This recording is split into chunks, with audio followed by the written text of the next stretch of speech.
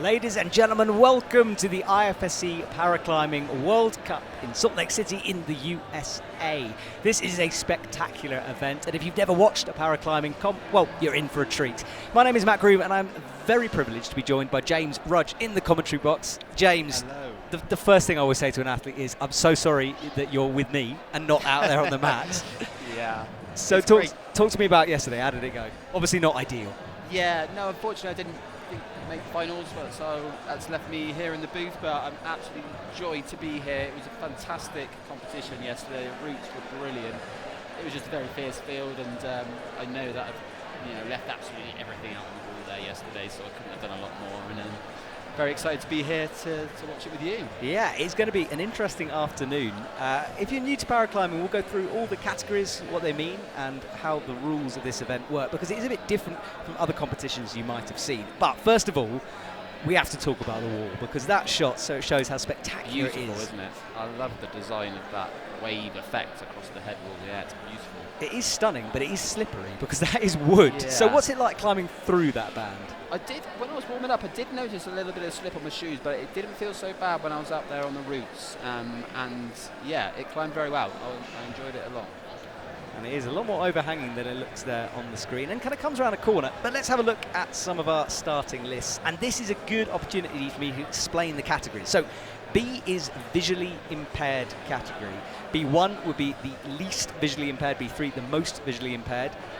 And that's the categories there. And some of the categories are combined depending on the athletes who are here and the classification. But we'll chat about that in a minute. This is the men's B1. That is a separate category. And in fact, James, let's talk about it now. So some categories we combine, for example, that women's category. And that tends to be just down to the athletes who are actually here at the event. That's right, yeah. So there can be a lot of merging involved at different competitions, and it's all dependent on how much participation you have for each category. So as you can see here, for example, the B2 and the B3 visually impaired athletes have been combined for this competition. It does mean that there will be some slightly overlap in terms of some athletes having slightly more better vision than others, but sometimes it just needs to be done to create that fair competition. Yeah, and we'll talk about more of that in a sec, but RP, that stands for neurological or physiological impairment. And James, you're right, sometimes people would look at that category and say, hang on, it's unfair to combine 2 and 3. However, it's better for the sport, better for paraclimbing, better for the athletes that they get to compete. The worst thing would be saying, look, you can't because you're the only athlete in it. Exactly, yeah, and it's always going to be tricky to get it perfectly for everyone, but we want this sport to grow, we want to move towards the Paralympics, and to do that there will have to be merging involved. Well, this is another example of that merge, because AU stands for amputee upper limb or a limb deficiency. So amputee upper limb combined with neurological or physiological impairment. Again, that it looks strange on paper, so why do they do that? Yeah, so that was the category I actually competed in. I'm AU2, so it means I've got below the elbow and I can use that on the wall. But it can be so diverse, the RP category, so there's just very different circumstances that can be more used to some people than more used to others, but it still worked effectively because the AU2 athlete topped both routes yesterday, so that shows that the merging can work well. Absolutely. Well, these are our lists. Some of the finals have 4, some have 3. It's Olympia Bay there, qualifying in 2nd place. So many gold medals to her name already. She's looking very, very strong. Absolutely. And moving through these categories, so yeah, just through an AL, first time we see that. That's amputee lower limb or a limb deficiency is that category. So yeah, you can see that men's AL2, there's a big enough group. It doesn't need to be combined with something else. That's by themselves, and other categories are together. And the routes are shared as well between different categories. And mean, route setting generally, I think, is one of the hardest jobs in any arena. How on earth do you set different routes for different categories? And this is why it's so great to be at a place like this, having climbed in your local wall where you're going on routes that aren't set for people with your certain needs, and then you come here and there's just, it's absolutely fantastic. The way the route setters make them so relevant for different categories as well, I've always got a lot of respect for the route setters. Yeah, and it can go, well, it's a very difficult job, and at any competition, route setting can go wrong, but it's kind of more highlighted in this competition because you do sometimes have moves that are literally impossible for an athlete to do. Exactly, yeah, and there's been competitions before where I've been on routes where there's just crimps everywhere, and you need at least one positive hole when you've got a short arm, unfortunately, so they don't get it perfect all the time, but on the most part, I've got a lot of respect for the route setters, as I say. And they do work hard. Well, the athletes have been inspecting the routes. You can see more ropes hanging down than normal. That's because the athletes climb on top ropes, and there are various top rope systems in play to do with the swing of the athlete to prevent anyone banging into the wall and hurt themselves. It's so nice to see the amount of dogs around in the arena. It's beautiful, isn't it? Yeah, I love the kind of relationship between sight guides and the climbers. There's always a lot of connection and emotion, and yeah, the dogs are always really cool to see as well. Yeah, the visually impaired category will climb first, and the stadium itself will drop up. Yeah, getting pumped up on the stage there. There we go. No, don't worry. The music starts to kick in, and it's nice to see a big audience here in the stadium as well. Sure, absolutely. It's been a fantastic venue to host such a competition. We've really enjoyed it. There we go. We've got lots of documentary filmmakers, as you can see there in the middle of our screen. Yeah. A lot of athletes being focused on. In fact, you were being focused on yesterday. We did a video with you for the IFSC. We were at your hotel room at 6:30 in the morning, which was a bit brutal. Yeah, we showed the full journey of what it's like in the build up to a competition. It was a lot of fun. Yeah, it was indeed. And that content will come out at some point. And the athletes are introduced to the audience and to the world there. And this is the visually impaired categories. So a lot of athletes to climb. Camera moves across. Okay, so let's talk about visually impaired climbing, because generally in climbing, sight is a fairly useful thing to have. So, how on earth do you climb these routes if you can't see? It's tricky. There's such an important relationship between the sight guide and the climber that they rely on. Everyone's got their own systems. Some people use a clock face to determine where the holds are, but particularly in the B2 and B3, they will have limited sight, but they'll also be relying a lot on their route reading and the memory of the holds. But you've got to have so much more endurance. Yeah, I've tried it actually. I was blindfolded and I had a sight guide. Yeah. And yeah, you're right about the endurance, like the ability to hold on. And also, you don't know what's coming next. No. So you can't just be like, well, I'm going to aim for that sinker jug and then shake out. You don't always know how positive it's going to be. Exactly. And nothing feels positive when you can't see. So they have a big challenge ahead of them. Fantastic to watch. And some of the, as we'll probably see today, some of the completely blind climbers can climb better than most climbers I've seen. Incredible to watch. Absolutely. Well, we are about to get underway here, and you'll notice something quite different with the visually impaired category, which is everyone is very quiet, apart from us in the commentary box. We'll carry on talking. Yeah. And again, that's just so the athletes can hear their sight guide properly and don't get too distracted.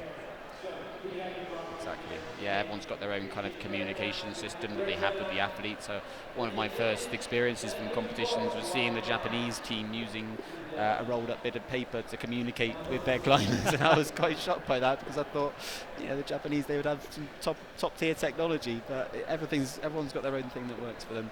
Yeah, most people have like a radio system. Yeah, that's what we have on the GB squad, and we'll be seeing Rich from our team climbing today, which I'm very excited about. He'll be wanting a bit of noise. He's one of the rare visually impaired athletes that likes that buzz from the crowd, so I'll be getting right behind him from here in the box. Excellent. And you're allowed to be as biased as you want on technology, so brilliant news. Please do.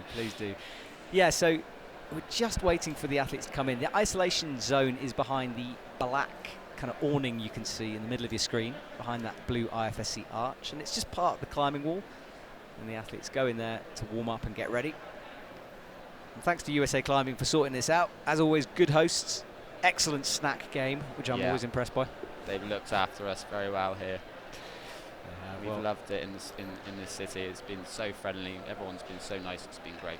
It has been good, hasn't it? I've very much enjoyed coming here for the first time. That's one of our belayers, Noah, coming on to the screen there. And well done to the belay team as well. They come from all over America to join us here for these events, and they are a very experienced team. Take safety incredibly seriously. Absolutely, and on these, not vert walls, but particularly with the double rope system, you have to be top level belaying to make sure the rope's not in the way of the climbers, and I didn't feel held back in any of my climbs with that, so hats off to the belayers, absolutely. Yeah, you can see that double rope system that's sometimes used, and in fact we have got our first athlete underway.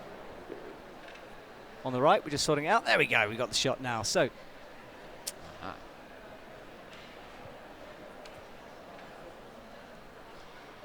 this is, there we go, Inolia from Romania is through these stacked volumes, and there's a big stacked volume coming up on the top right of your screen. The route setters, I was talking to him this morning, has put 3 on top of each other. Ah, yes, I can see that. Yeah, that looks like certainly an interesting part of this route for sure.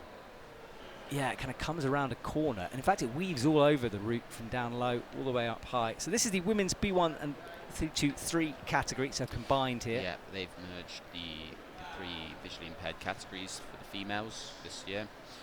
Again, that's just due to the level of participation that's been happening. But of course, if someone is completely blind, they will be climbing it in a very different manner to someone that has limited sight. So Inola is making good progress, about halfway through this route. And as you can see, she's got a radio communicating with her sight guide, trying to find a good foothold here. Yeah, it's one of the only times in climbing we see a real sort of team aspect come in. Yeah, it's as much with those guys as anything else. Absolutely, yeah. It's a really important relationship, and you can see the connection they have with their sight guides. Yeah, she's right in the middle of the slippy part of the wall, and of course those footholds you can see, which she's now standing on with the right hand, right foot, just hitting those is difficult enough. And of course, if she missed them, then it's more serious for her because of that slippy surface. Absolutely, yeah. There's some very small footholds there, and she really needs to make sure the body positioning is perfect for it. But she's looking strong. She is. She's entering now the sort of middle section of this route, coming into this corner feature. There you can see the red crimp above her head. She latches that with the right, and she'll have to reach around the corner to find the crimps on the other side of the wall. Yeah, it makes the visually impaired climbing even more interesting when you've got the volumes there to kind of block your vision even more almost. Yeah, so she reaches the left around, finds the crimp around the corner. Got to watch her head as she comes, reaching upwards. A really outdoor style kind of corner here. Yeah, and a good rest point here for her. She's looking good.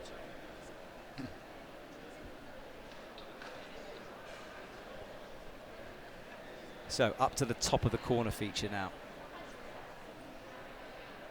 There is a time limit on this as well, so she can't hang around forever, and starting to shake just a little bit now, shaking out with the left hand.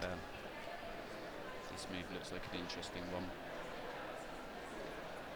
Really shaking herself out before launching up. She's pointing towards the general area, communicating with the sight guide down on the ground.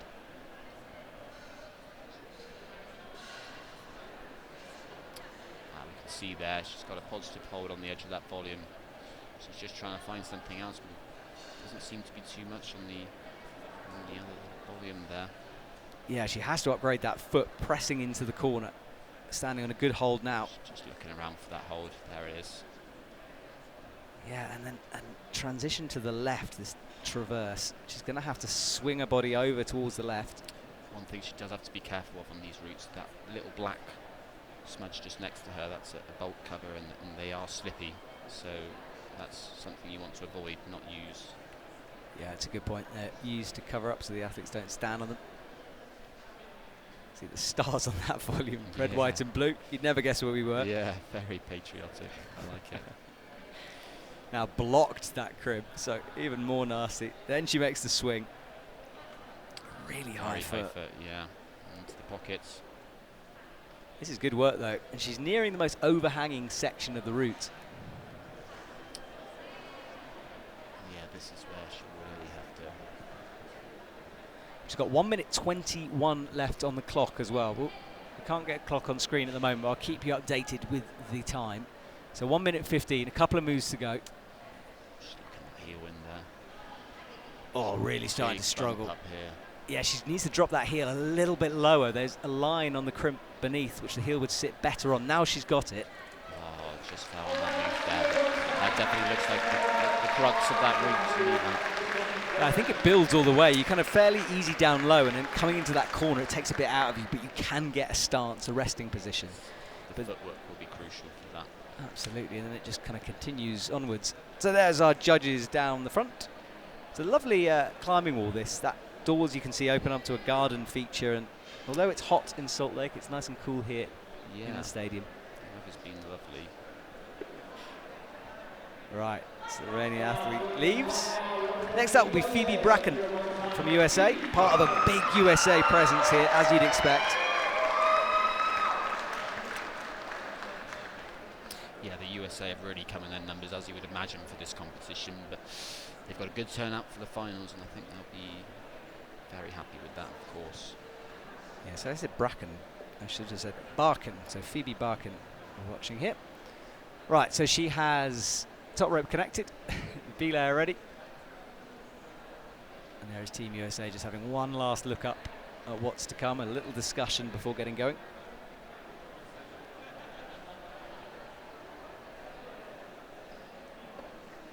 Phoebe taking her time here.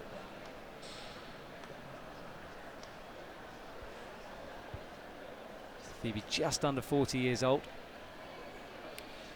Or young, I should say. Absolutely, and age really isn't a barrier in climbing. Is something I've definitely noticed. That's good. I'm knocking on to 40 myself, so it's good to hear. You've got plenty of time left in you, Matt. I don't know about that. Right, so Phoebe is quickly through the first part of this route. Big jugs on offer. Allows the athletes to settle in.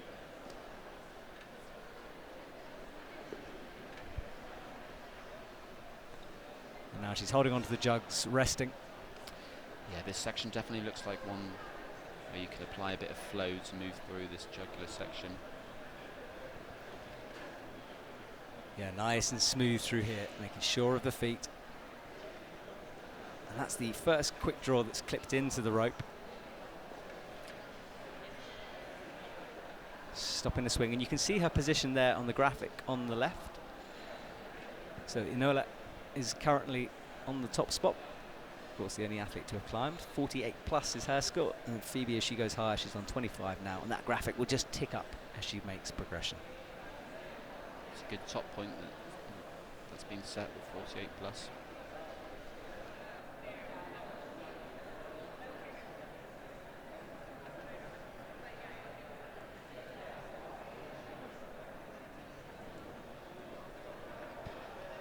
Okay, so Phoebe now is starting the traverse over to the right. Make sure of the feet.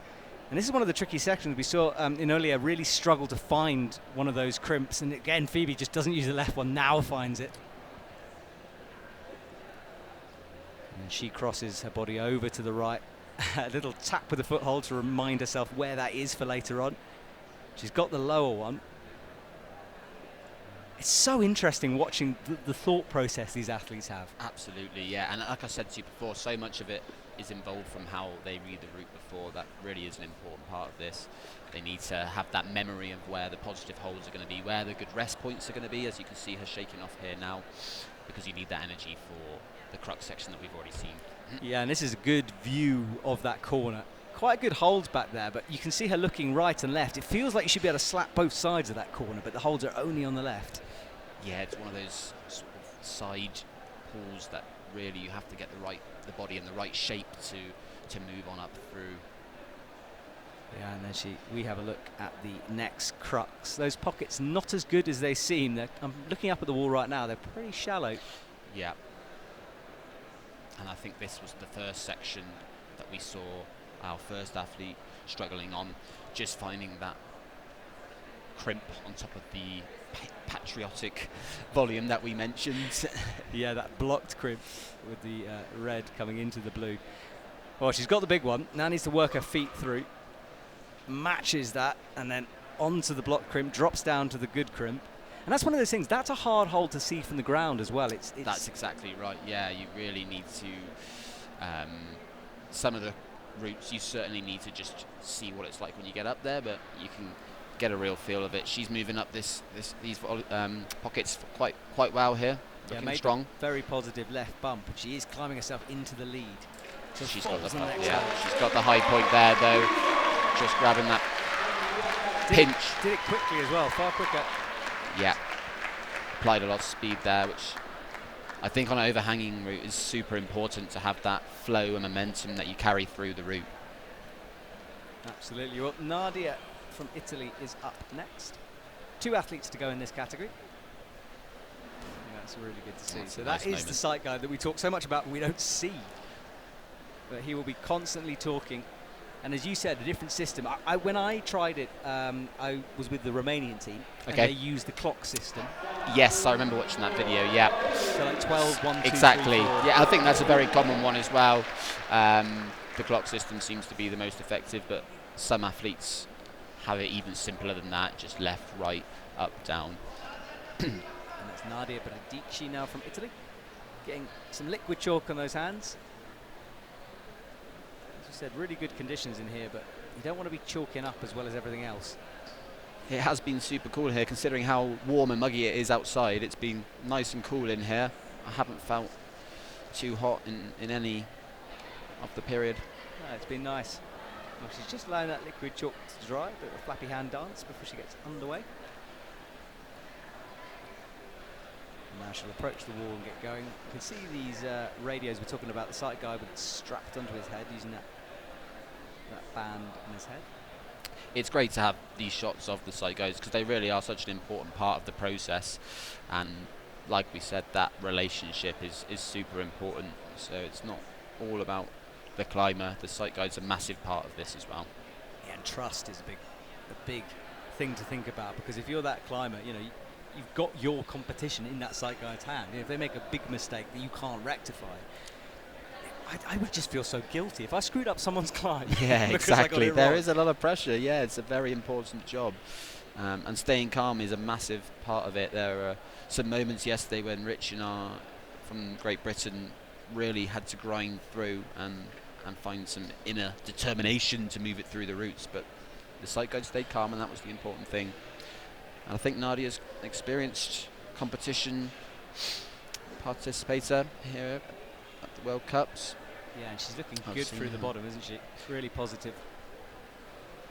Yeah, she's moving through this jugular section with quite a lot of confidence, which is... Yeah, Nadia's been competing on the circuit for quite a long time. Villars was her last comp, where she was 3rd, so she has the potential to win medals here, and quite a few bronzes and silvers to her name, but no gold so far, so she'd love to break into that. That'll be her aim, no doubt. Qualified in a strong position as well. Climbing a little bit slower than we've seen. Yeah, time absolutely needs to be factored in. There were a few athletes timed out yesterday in the qualification routes, so we absolutely need to think about that as we move through the jugular section. Yeah, it would be far easier to do this slowly. You know, if you could take forever on it and really be sure of the handholds, the footholds before you're making a move, but with that clock always ticking. Absolutely, yeah. So she's in 3rd place provisionally on our graphic. And looks like she is struggling a little bit down low. She does seem to be just struggling to get her footing in a few places. Yeah, now she's on some big holds, so she'll be able to stand up. You can see how her body is leaning backwards, being forced away from the wall by those volumes that have been added on by the route setters. It's fascinating how they create different features out of a flat wall, you know? Absolutely, yeah. Some of the shapes and creativity that's applied in competitions now is beautiful. It is, and she's just having to think about this traverse. Yeah, she'll certainly need to be conscious of time here, because we have seen the crux sections at the top. So she's looking for a foothold, needs to avoid the blockers, as you said, James. Now comes across, and you can see the tick marks on the hold there, so the sight guide will be able to see them clearly. He'll be directing That's right, yeah. Particularly important for some of these volumes to see those tick marks, because you can have very small screw-ons that aren't always visual from the ground down, visible, sorry. Yeah, and she matches now into the big holds, keeping her arms straight, trying to avoid the pump, but there's some small holds for the feet coming up. She needs to be super precise with those feet, and she's doing well here. Yeah, so much instinct with that one as well. Like that, sort of that back, I can't remember what you call it. You know, when you kind of like put your toes backwards. Yeah. I don't know, how on earth would you call that? I'm not familiar with the word even, but I'm sure there is one. I've definitely used it. Anyway, she does that, and you can see almost see our commentary box there. We're down on the second floor. Just out of shot. So we get a good view as the athletes climb past us. In fact, there is wave our there. graphics guy waving. Thank you, Antonin. And the director on the left, and then myself and James are on the left of that. So Nadia into the corner now, matches, and then reaches around. And then she needs to move up through these red and blue jugs.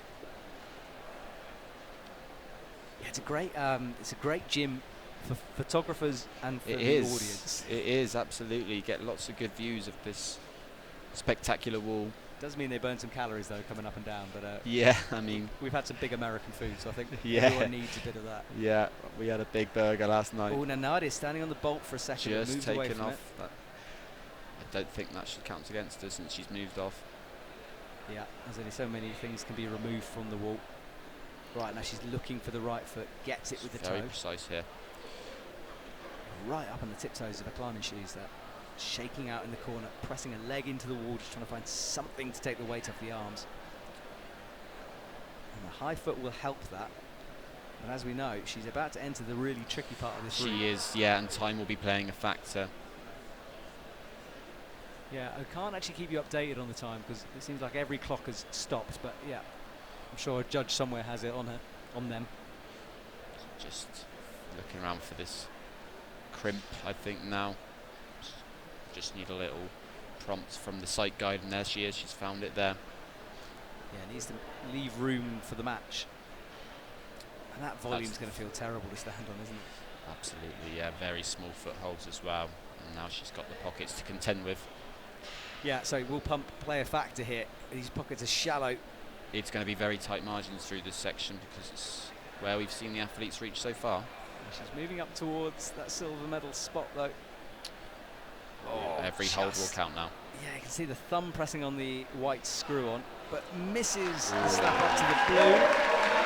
And looks a little bit frustrated and instantly shaking her arms out with the pump. She's just never quite settled into that route. No, but I think she came through the last bit and she did get the plus, so she's joint second as it stands. Yeah, and I think she's going to be happier than she thought she was. I think she didn't know how well she had done. And that's a good example of an athlete grinding it out. You know, absolutely. It doesn't matter if you're feeling uncomfortable. Yeah, as we saw, she started off pretty shaky, but she came through that, and that's why these athletes do need to be so strong in this category, because endurance is very much a thing. Yeah, and she's guaranteed a medal with that silver position, with only Senaida Brendara to come from the USA. She's getting herself ready down in the stage, so she can shove Nadia down to bronze, but Nadia is guaranteed a medal, so good luck from her. And we're just coming up to about 12:23 here in Salt Lake City. Hello, if you're joining us from all around the world. Nice to, well, hopefully you are joining us from all around the world. My name is Matt Groove, and I'm joined here by James Rudge, GB climber. Unfortunately, didn't make it through, but we do get his expertise here in the commentary box. Every cloud, eh? Exactly. What else would you want to be doing? Exactly, it's great to be here. Right, Senaida gets going through the jugs. Will want to climb nice and smoothly through here. You can see what she's got to get to. She needs to go high up on this route. Stand any chance of getting a medal. No tops so far for this category, which is women's B1 to B3, so combined category. It's a similar section that seems to be getting the athletes that overhang just at the top of the wall, but yeah, it's a slow burner of a route. I think pump is important in managing those energy levels. Over gripping as well. You know, obviously they're training for that, but it's so easy to overgrip. And again, when you don't exactly know what the hold looks like, you want to sort of overcrimp everything just in case. Absolutely, yeah. That precision is super important, as we discussed. And a lot of these athletes, particularly from the US, this will be one of their first internationals. So they wouldn't have been put in these experiences as much as some of the other athletes, and they'll really need to keep their cool as they move through some of these tricky sections. So they're just palming off the volume, now crosses through into the good orange holds. They're a bit nasty, some of them though, fairly slopey. They're positive, but not as positive as you'd want. Holds can certainly be misleading, Matt, from the ground. Absolutely. And it's this traverse that does cause some issues because the footholds are small, because you've got to be accurate, you're putting a lot more weight through the arms, and it starts to get more overhanging. So this is really the point where they start to burn out a little bit. Yep, the straight arms technique is going to be very important through this, and precision with those feet. Breathing, super important for climbing. Yeah, it's very true. Forget there's so much that goes on with every athlete, and it's one of the great things about climbing is because there's so many different aspects to our sport that there's different techniques. You know, if you go from a speed comp to this, for example, you wouldn't think it was the same sport. No, it's not the same sport at all, is it? Yeah, it's all climbing. It is, but it's very different in terms of the problem-solving aspect, of course. Yeah, and she has that left foot not on a hold currently, so it's not bad, the volume, but it's not going to feel wonderful. No, she's just missing that hold below, but she gets a good hand hold here. She should be okay. Yeah, she'll need to shake out that left arm at some point. I'd imagine she's going to upgrade the feet and then have a little bit of a shake. This is a good spot for a rest, absolutely, yeah. There she goes. It must be so frustrating when you reach up and you can't find the hold that you know is there somewhere. Absolutely, and that's where staying calm and collected is going to be very important.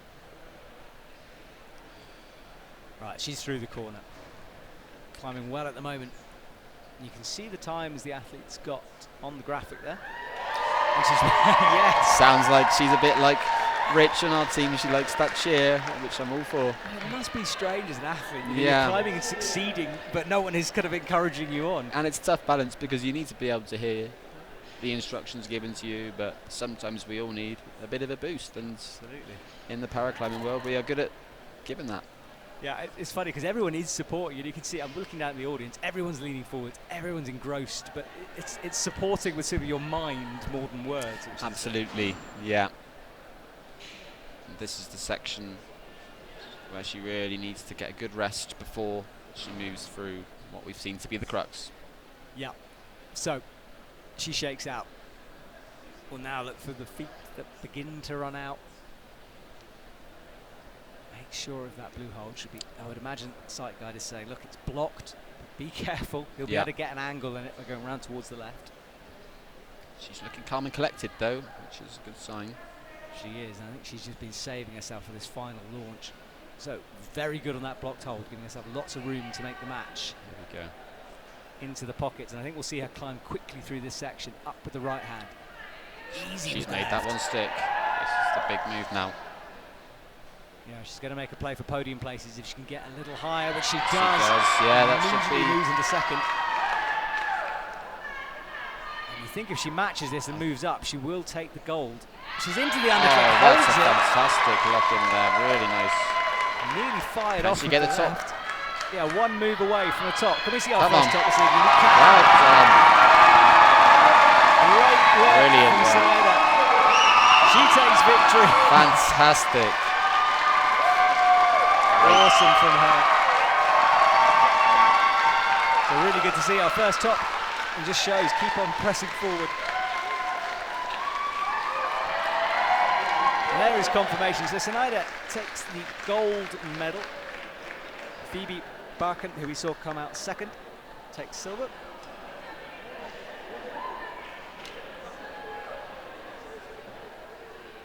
Really good from her, and good to see a top. Fantastic, absolutely. Yeah, she really moved through that section very confidently, and as I said just before the crux, she looked very calm and collected, which is absolutely integral for the visually impaired. So, well done. Very impressive. Yeah, and we think that is her first competition potentially as well. We certainly haven't got any results on our system, so. Fantastic. Yeah, there was going to be a lot of new athletes from the US today, and they'll be absolutely buzzing to take a win on their first competition. Absolutely. Well, first and second as well, so USA yeah, podium. Gold and silver for the US. Well, that's the women's B1 and 3 category gone. Next we move on to men B1.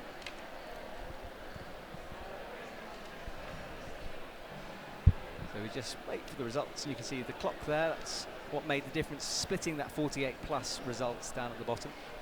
So time really did play a factor. 30-second difference between them. Very small margins that we have in climbing. It's good to watch. Here we go with the B1 now. Well, this is a very stacked field. We look at those names. Aita Show, for example, just such a strong guy.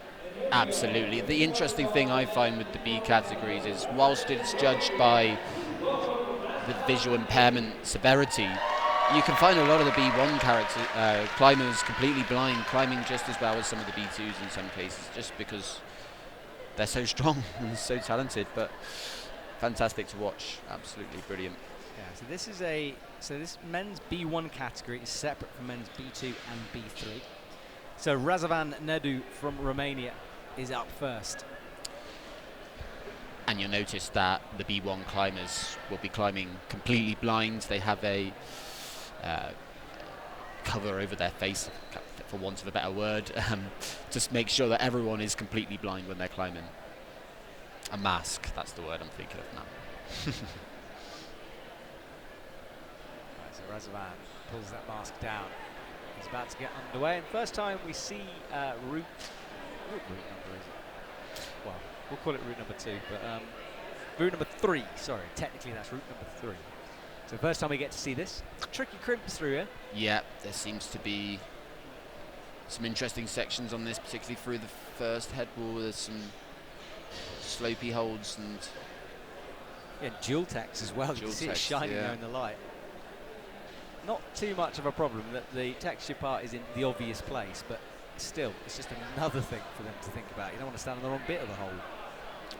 Absolutely, especially with the visually impaired. When there are so many holds on the route, it can be a bit overwhelming, and that's where that route reading really plays an important part. Particularly on this next section, you'll see there's quite a lot of holds. Just making the right choices would be very important. Razavan has an incredible record. 6 medals in a row in his last competitions. Wow. All silvers apart from a bronze in Vila in his last comp. So very experienced then on the circuit, and yeah, he'll be looking for that gold. He's got a lot of competition in this category, but he does. He has never won gold at an IFSC senior event. I would imagine there'd be certain athletes that would have a big say in that, some which we may see today. Absolutely right. Coming into the next colour section, this is where things get really hard. They just sort of run out the holds, very crimpy through that middle part. And this hold that he's got here is covered up by a few holds to kind of create that extra confusion. Very body position dependent, this route. You see him twisting around to the left. And they really are fantastic, some of these climbers, with the body positionings they produce on the overhangs. Just looking at this next section coming up, he's got a massive foothold, the hold by his left elbow to stand on, but you've got to get away from that quickly. And that left foot, which is underneath the coping of the wood, is going to be very difficult to hit because it's... Oh wow, this is an interesting move. He's trying to really squeeze in that pinch on the left arm and lift the heel up into that smallest of gaps, and he's made it work. But he has, but he's now doesn't get much easier, does it? No, and he's got. I mean, he can't reach the right hand. He's going to be horizontal if he does that. I think he's got to drop the heel down, swap it where his left foot is, but he's going to fall on that section. I think that was a very good example of the selection of routes and the holds confusing the climber a little bit, and that's what these routes can do, and it's got the better of him there ultimately, but very tricky one to navigate. Well, it's a funny route, this, because there's so much twisting and turning down low that when he got to that crux section, I think he presumed that would be the similar kind of move for that. Yeah, absolutely, that might well be the case. Right, so Razavan comes down, has a little chat with with his sight guide, trying to work out what exactly went wrong in that moment. Good comp so far, nice routes. I haven't had a chance to climb any, and would quite like to. I'd be interested to see if they're open for goes after the finals, yeah.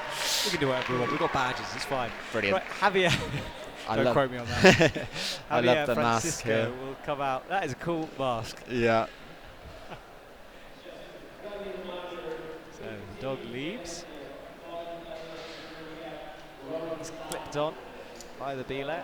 can see the system used there. So 2 carabiners for safety. Javi's another very experienced climber on the B1 circuit.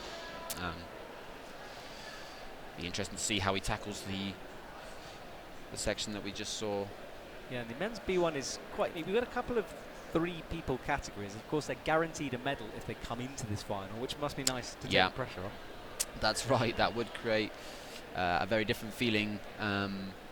But it all depends on the level of participation in each category as to how many final places will be put up. The more athletes that you have in the qualifiers, obviously that means the more you'll have in the finals. So, yeah, guaranteed a medal, which is a good feeling, but they'll be pushing for the top. You can see the side guy there starting his own clock, so you can keep an eye on it. Right, let's have another look at this route then. So left hand crossing through down low. Got to be quite positive through here. Some big moves, including this one. So he's looking for the foot, but he's missing it at the moment. Yeah, it starts pretty tricky, and they've got these dual texture holds that they really have to dig deep with, but he's adjusting his radio. That's a very high foot move off the deck. Yeah, you don't want the added stress of trying to make sure your radio is correct. One of our athletes, Rich, yesterday had a technical failure of his headset, and he still managed to dig deep and pull through, but it certainly can raise the adrenaline, I'm sure. Yeah, and he's climbing quickly through the bottom, which is smart, I think.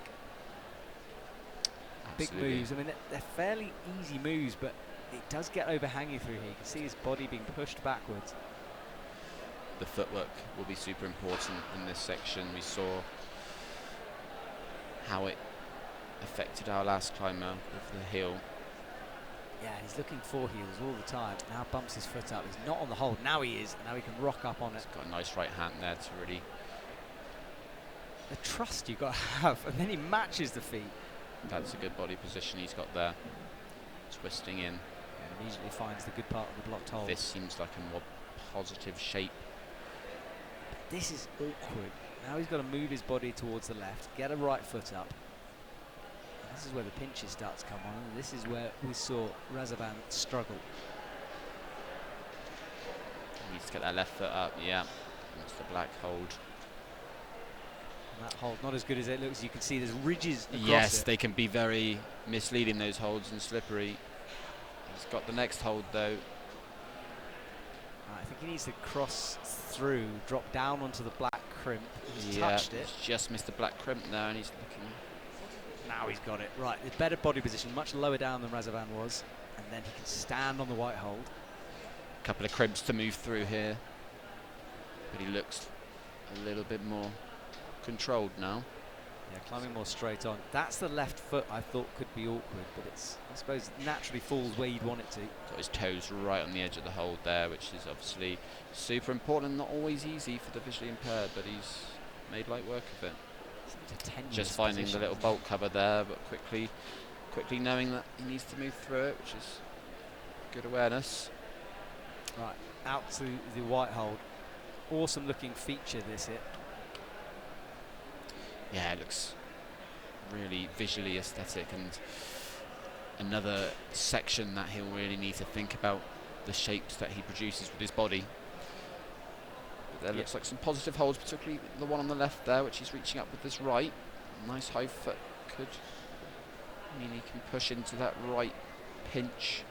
It's interesting because the only indication that it's, you go the left of that is the chalk, and then the rubber on the right. Because you looks like you could go either way. Yes. You could go right or left. He's asking for a hike from the crowd as well.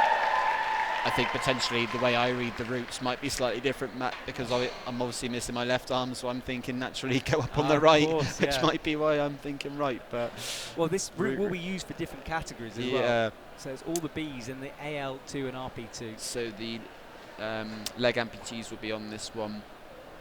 But that's the interesting thing about route reading with certain people. There's not much use to me reading a route with someone that's missing a right hand, because they're going to read it completely different to someone that's missing a left. So that's true. Yeah, it's drop knee. That's a lovely drop knee, and he's got the nice crimp there. He's looking good. Yeah, he's reaching the head wall of this route, which is quite short. The top will come into sight soon. It's a good shot there, isn't it, with him in the middle of those volumes. This is a big move, though. You've got to slap out right, ideally, or go left. I think either would work. He's grabbing the left hold. I think the right hold is what he needs to grab, but then the footwork are going to be super important. He's going to have to bump out right. Oh, now he gets it. That looks good, though, yeah. And that will give him a bit more confidence. He needs to bump that right hand again. Find thumb another press. to the thumb. Very good. Couple of moves off the top. Switch feet and lift the right foot up onto that pink. He's got 1 minute 15 on the clock as well, so lots of time to get this done. Lovely body positioning there. Can he find the nice hold? Right, he's a move away. Looking strong. One move from the top. Gets the top of the blocked hold. Looks to change his feet. Pressing against nothing. He needs to find a foothold. Now gets the volume. Just needs to find that little. Oh, he's gone. It's a jump at the top here. I think that is a dyno. It's rare that you see a dyno in the B1s, but it. Oh, he's trying to static it. I think there is a way to do that statically, but fantastic performance. Yeah, he points down to the crowd. He's exhausted, I think, as well. Yeah, you can leave it all on the wall. Great effort. That really was. Yeah, that final move is a heck of a stretch. I think, yeah, you'd want to pop for it, but it was way above his head. Now looking back at the route, I can see how far it is. It's like half a body length to it. He seems to make good progress doing it statically. I think just where he had his foot and the pump that he must have exerted before that.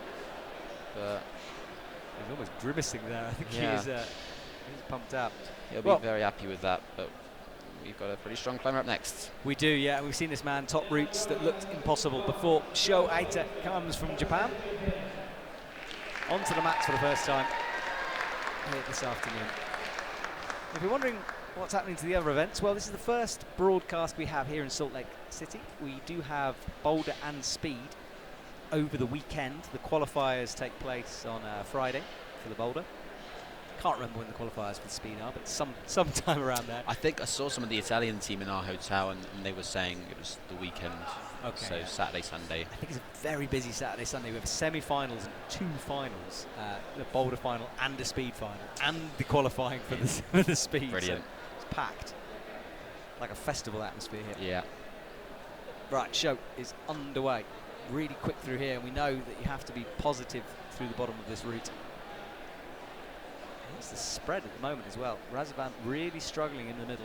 Just wrong position. Look at the way he's just feeling around the wall here. So calm and controlled, but just trying to find that foothold so that you can move it precisely. And he's doing that nicely. Yeah, that was interesting. The second he touched it, he immediately knew where it was. Yeah, that muscle memory almost. Yeah, and then brought the left foot up nicely. Right, wraps himself around into the dual text holds. The way Sho moves through these routes is a joy to watch. Look at that heel, very nice. And he's reaching up for the body position, hoping it's there. Goes towards the left. The kind of body positions that you won't see many athletes do, but he makes them look fantastic. But that right foot isn't in the best position. Now he changes it. He's standing on the dual text. He'll know it's there. He's felt it. Yeah, he's got to twist his toes in on this foothold, but nice crimp on the top of that volume that he's looking for.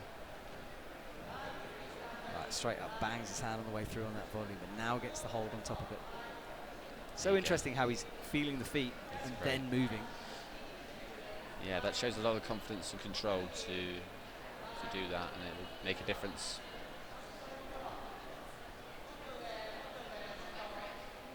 Right, here come the white holds. Slopey, horrible white holds. Yeah, so he's just coming up to the first section that we saw.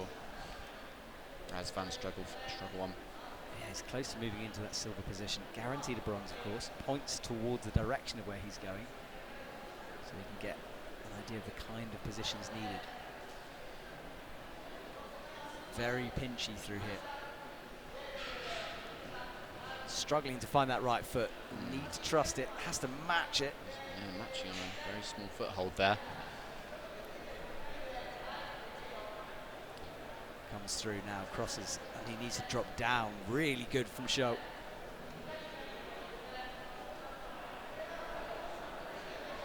Takes a moment to chalk up left. Again, he's looking for that left hole, but he didn't touch it, so it's going to be interesting to see if he can hit it this time.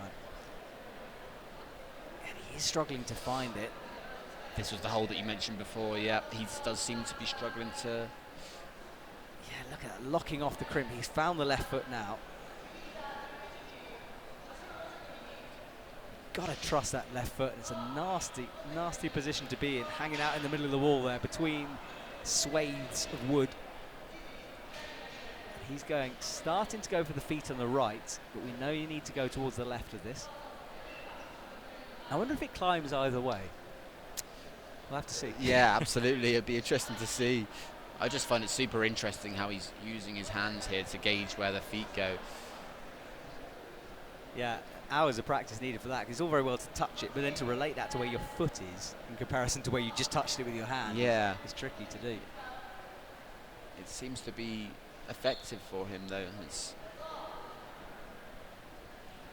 this section here through the volumes that we saw the previous climber move up through the left. Show's doing the same.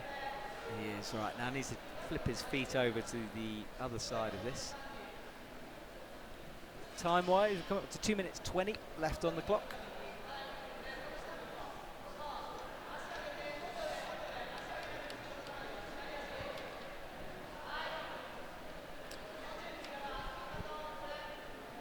Pressing over to the right now, crosses through, but he's in the wrong position for this next hold at the moment. You can see it there above the wood. Still in the wrong position, now gets it. Oh, there's the body tension required in there. Looking for that right foot though. Javier made this part look quite easy. I think height might play a factor. Well, Javier went up with the left hand first and then found the right. Show is trying to stretch to the right. Yeah, first. he used the left hand on that pinch, which Show seems to be going straight to the right crimp. Yeah, and a big drop knee. Reaches through, he's got 1 minute 28. I think he needs to get the right foot up first. He's landed that left hand now. Real cruxy part of this, frog squats. As he There's that unique pinch. body position we see from Show. It's looking good, just needs to get that right foot. He's looking around for it. And you were talking about the different methods used. The Japanese, as you said, like to shout up at their athlete, and you can hear it, I think, on the stream of him, his sight guide shouting up at him. Not wearing a radio, and he's one move away, but it is a big move. You've either got to pop or really grow some height. Oh, he's doing it statically. He knows he needs to stretch a little bit higher. Oh, he's going to have to really commit deep to get that. You'd think if he touched it, he's going to take the victory, though, due to count back. So he wants to reset on this. That's right. So can he find the reach? He wants to do it He's got a high statically. left foot. He's got to really lock that right hand. Oh, fantastic. He's got to match it, though. So he needs to find a Yeah, position. yeah. He's got to count. There we go. Oh, look at him. He can go for days. Fantastic. He will get the gold medal. Really cool to see at the top. It's that perseverance and that control. A couple moments when you're thinking it might be a little bit hairy, but he pulls through very nicely and looking super strong as always. Yeah, he was. So great top to see. He grew some inches there. Upgrades his feet. Stretches up for the win. And with that, that is the end of the men's B1 category. So we move on through our competition. 2 categories down now.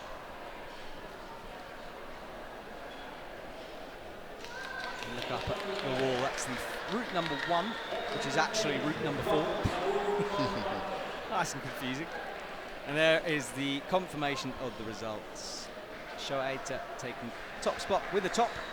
Great work from him. Francesco Xavier in second and Razavan Nerdi in third with the bronze. He struggled a little bit with body position down low. Couldn't find the sequence. Yeah. It was one of those where you really needed to get the body positioning right. Unfortunately, it didn't work out for him today, but he'll be back.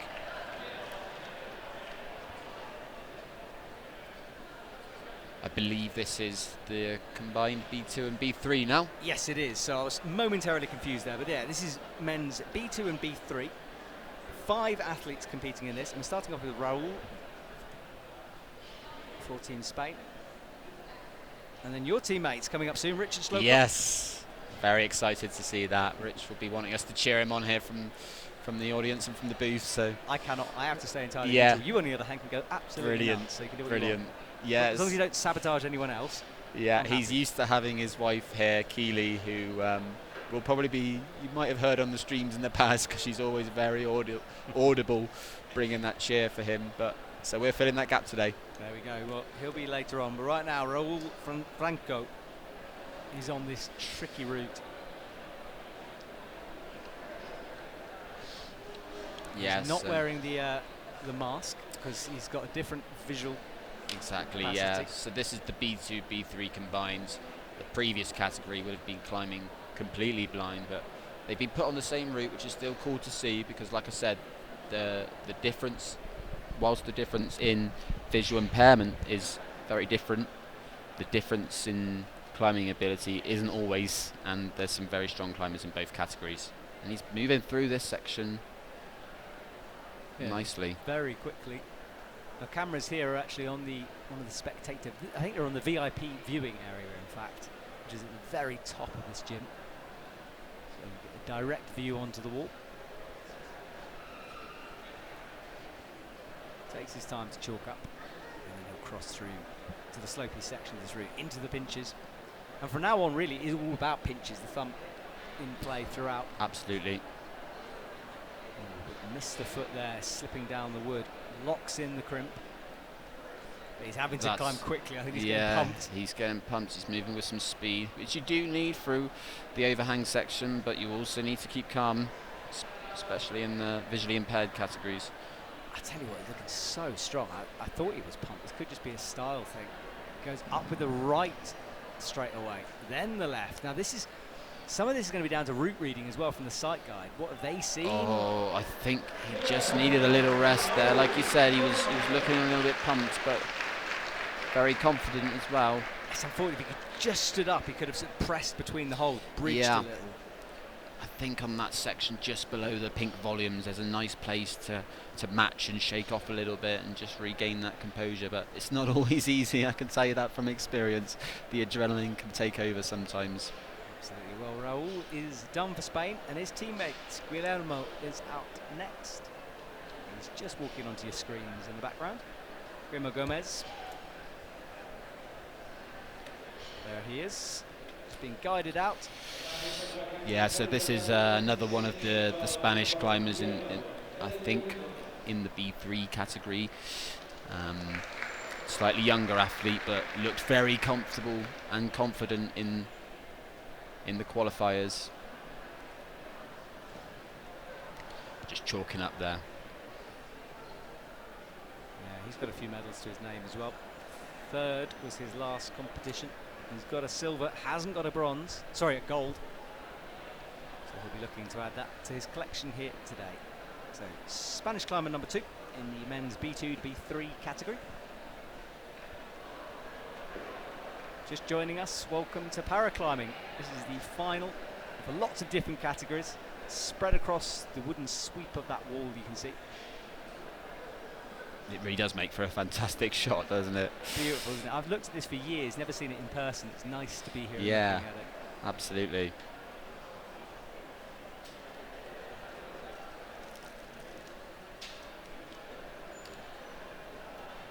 So Guillermo gets going. High feet, reaching up nice and strong through the bottom. And second time around for his sight guide as well. He's already done this route once. Got the double shift, yeah. The double shift. It must be an advantage in some way because you know a little bit, but then you've got to tailor it to the athlete who's climbing exactly, the wall. and they'll both have their own strategies. They could probably share some beta with each other before the route, but everyone will have their own way of comprehending the climb. Some people like to simplify it a bit, and others will have a lot more instructions given to them, but they should be able to share a bit of beta, which will play in their advantage. Yeah, and imagine the temptation for a sight guide is to go, well, look, it worked this way for the other climber, or it didn't work. But you have to remember every athlete is different. You can't just do the same thing. And with the finals, obviously, you're not able to see the other climbers climb, which you can take a lot from in the qualifiers. Yeah, you were watching the qualification route at 6:30 in the morning in the hotel. Yeah, that's right. I didn't want to check it out before bed. I didn't want to be going to bed thinking and overthinking the route. But even watching the videos, though, Matt, you have to take into consideration the people that are climbing the routes in these videos are going to be climbing very differently to you. Them might be smaller, might be taller. Yeah, I guess you've got to interpret what you see, haven't you? Yeah. To fit your impairment as well. Yeah, it's very hard for people to give me beta in the climbing gym because they don't have one hand, but yeah, everyone climbs in their own way, which is give cool. me beta, just use both hands. Right, here we go then. Pitches. Looking confident through this section. That crimp is so nasty because of the shape of it. It does look nasty, yeah. Your fingers fall into it, but it's rope. hard to find a resting position. And yeah, the rope getting in the way a little bit for him. That will happen. He's found that foot very confidently. That's good setting, isn't it? Because it falls exactly where you'd want it to be. You just have to trust in the route setters. And the way they've got to kind of... Here's a good place to shake off, as I mentioned in the previous... Raul fell from just above Raul, yeah. See, 26 plus is his score. Gomez matches this. Goes up with the right, so similar to the other Spanish athlete. Yeah. He finds the left hand. Can he do this cross-through move? He does, so he's going to move up into first provisional place. Pinch. Up with the left again, and he can come round. Yeah, and this is the pressing position I said. Really can good. Find a good rest here. Absolutely. Get those feet sorted. Looking a little bit shaky there, but reminds me of that climb in the UK, the at Kerbar, the P-body thing, where you climb into a shape like that. Yeah, sure. You're right, he's shaking a little bit here as he's trying to find the foot. He's trying to press, and it's always awkward. It looks quite restful, but your whole body is engaged. It's one of those climbs that you have to fiddle around a bit sometimes to find the right body movements. Route reading's one thing, but it doesn't always come to you straight away. But he's looking good here, and he's got that pinch very quickly, which is great. Better once he stood up as well. There's the little crimp on the end. Right, drills that toe in and tries to drop down onto it. Other athletes were dropping the other way. He's found the front press as well. Now he just needs to switch his feet and move up his right foot. Oh, holds the swing, just gets a toe toe on. See the pump coming in now. Yeah, he wasn't on the hold there. He was just on the just started to peel off. Good fight for him there. That will move him up into the provisional first with 3 athletes to go. Takes him above his fellow athlete. Yeah, by quite a way, so he moves into the top spot. The sight guy can now go and have a little bit of a rest. Rest that voice, my friend. But good effort from Team Spain. Big presence from them as well here. Next up, Fumiya Hamanui from Japan will join us. There he is, walking onto screens.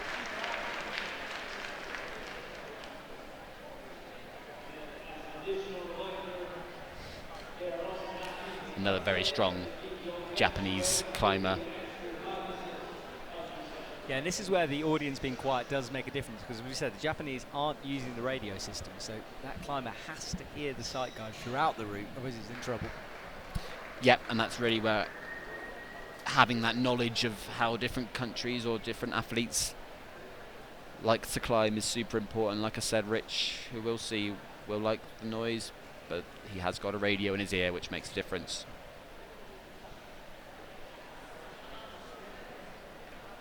Right.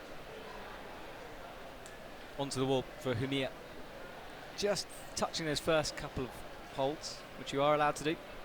Yeah, he's got his feet firmly on the ground. So that's completely fine. So Fumiya with gold medals. He's got one of each, in fact, a gold, silver and a bronze. The gold came in Moscow 2021, so a while back now. Yeah, I was there in Moscow. It does feel quite some time ago now, all a bit surreal. Yeah, indeed. Oh, his comp's underway. Good climbing, high feet as he comes into the first of the pinches. Really high foot to rock up on.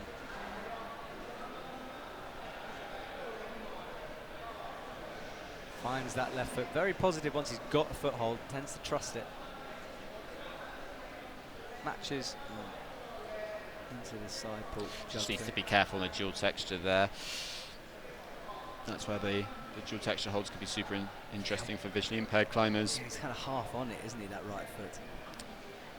Oof. He's trying a little heel work there, quickly decided better. Using his toes well, really hooking onto the hold. Again, finds the foothold with his hand before committing to the foot movement. Get that white hold, that'll be a nice one to move on up through this overhang.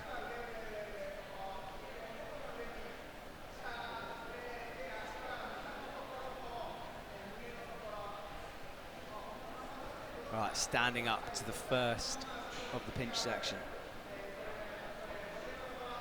Got to commit to body position here. Oh, you can see the ripples in that. Just yeah, crimping that one hold of them. doesn't look great to me. I don't know about you, Matt. Yeah, but lovely. these climbers are making it look easy. Yeah, crosses underneath of the flag with the right foot. Looking to bump up that left hand, I think, or adjust the feet. Crosses through. Nice body position there. Can he get the right crimp? It's going to be hard if he gets the right hand. Yeah, I think you're probably right, actually. That's better. It allows him just to be more directly underneath. Now he's got a better body position there, yeah. So good adjustments made on the wall. Yeah, stayed calm. Look at the delicate way he's holding that. Not over gripping at all. Trusting the pinch, but this is a tricky move. And he's slightly wrong-handed himself. That's true. He needs to. Is he going to go for the crossover? He's going to have to, I think. Yeah. But it's a Too big move. risky to switch hands. Yeah, maybe he'll come back down. Now he's going. Yeah, it's too far away to stretch with the left. I think he's got himself in a bit of a muddle, hasn't he? Yes, and there's a foot down there he knows is there. Really commits to the cross through, but there's nothing on the part he's holding. That's the hole. You can see nothing on it. Gets the right hand, that foot. That's better though, but it's still a long stretch with that left. He's going to try and reach out with the left. This is where the sight guides instructions are going to be super important. He's got to commit to a foot change here. He has to. Found the now foothold. gets He's it. going to cross over with the right and just hit that hand across. Look at that slipping. Oh, that was a tough one to watch. That. I got sweaty fingers watching that one. That was a tricky one to watch. Can't do the cross. Just didn't plan that segment quite as he expected, I imagine, but. It's really one of the things about this sport is watching an athlete get themselves into a hard position is so frustrating when you watch it because you're like, no, wrong way, exactly. wrong way. Yeah, and we've all been there. Yeah, I mean, gosh, I do it enough in my own climbing. When you can't see, you're suddenly in a difficult place. And right, here Richard he comes. Slowcock enters the arena. Your teammate, tell me. Yeah. I mean, you've spent a lot of time in hotel rooms and, with that man. How's he feeling this morning? He's feeling pumped. He's well up for this. He's got his first gold last season, which was a big achievement for him, but Rich is a very dedicated climber and he's got a great relationship with Jamie. You can just see out shot there, who's the coach on the team for this trip and also Rich's sight guide, but he's well up for it, Rich. He grinded deep in his qualifier routes and it was certainly important that he did because it came down to some tight margins with that route that they had. But here he comes. Be cheering him on. Come on, Rich. So how much work do these two do together? Are they in the gym a lot? Yeah, so he'll have a private coaching plan with Jamie, which he has had for quite some time. They've got a really good relationship. And we've seen between the four of us on this trip with Luke Jameson as well, who's competed as RP1 for the first time. We've had a great time together, but Rich will be well up for this. He came through his qualifiers in second. Yeah, looking really strong, using his height to an advantage. Standing back, stretching with those arms, keeping them nice and straight. Avoid the pump. Come on, Rich. That's the loudest you've spoken all day. Switch it on when it matters. No, I'm right behind him over here. Right, so he's into the wood part of this route. His last comp he got gold, so he's got a lot to live up to. Yeah, that was indeed his last comp. He's been gradually moving his way up the rankings, but he obviously worked with the merged categories this year, as the other athletes have as well, but he hasn't let that phase him. He's come through in second position, and now he just needs to give this everything he's got. Yeah, and he's shaken out, switched from that high foot. Good body position as he changes into the pinches. See how much he's chalked up there as well. He's got a deep layer of liquid chalk. Such an instinctual cross through with the right hand into that. That was very confidently done. Yeah, he's looking very strong and confident, finding that foothold very quickly. He is, isn't he? Looking great at the moment. Right foot on. Look at that height difference as well. He doesn't need to faff around with feet up near your waist. Found that good rest point. Well done, Rich.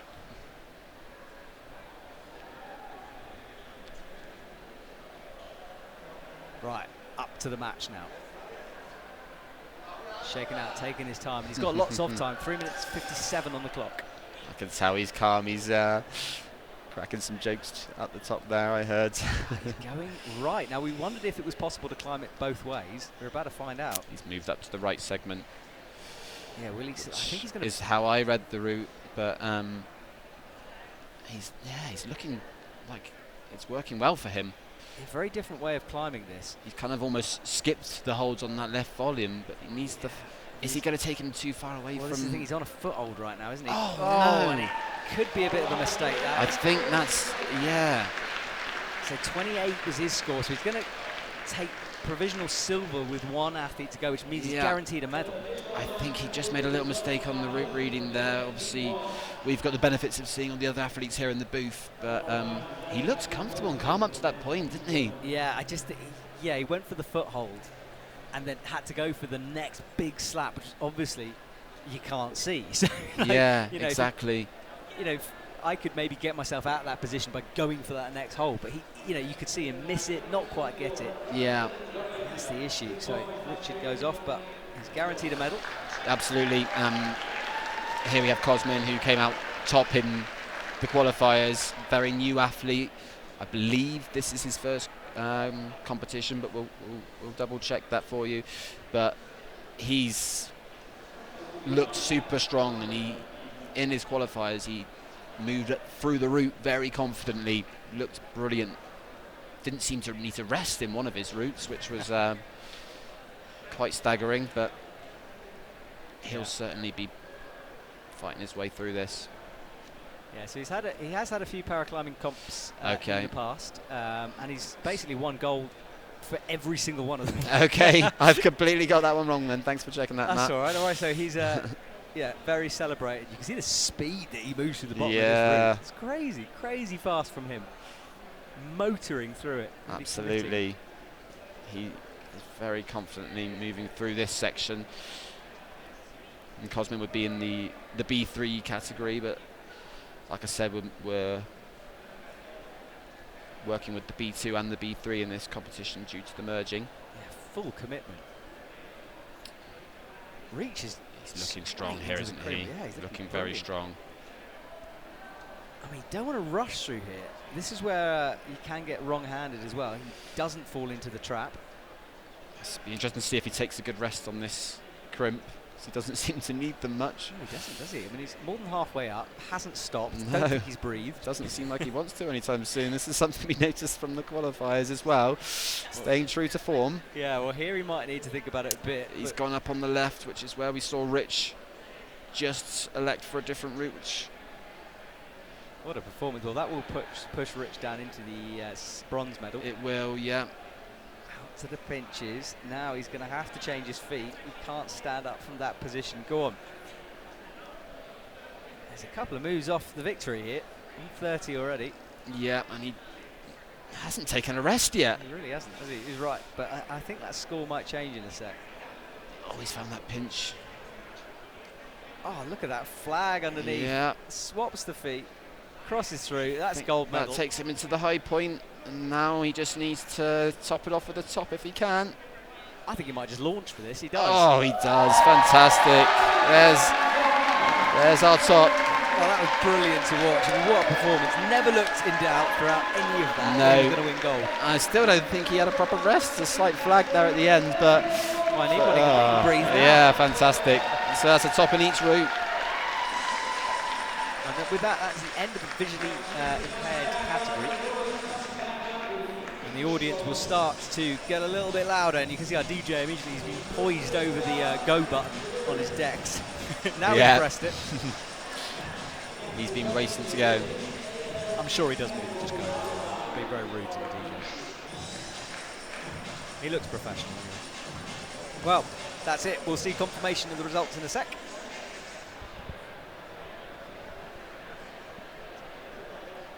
As we just wait to see them.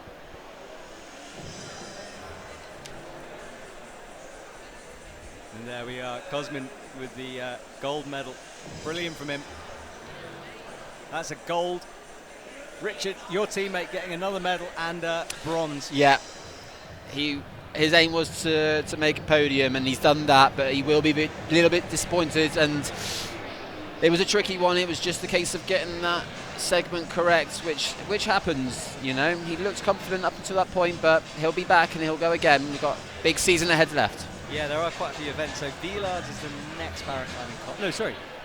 Innsbruck is the next paraclimbing comp. That's correct, yep. Innsbruck, and then Villars, and then we finish off with the World Champs in Bern. Yeah, I forget there's a World Championship this season. Yeah. It's so busy currently. We're all over the world. It's been great to have a super stacked competition calendar this year. Obviously, in the past years, that hasn't always been the case with various things going on beyond our control, but big year this year, and it's an exciting time to be in the sport.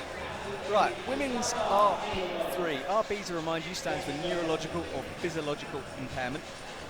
AL2, we're looking at there, is amputee lower limb or a limb deficiency.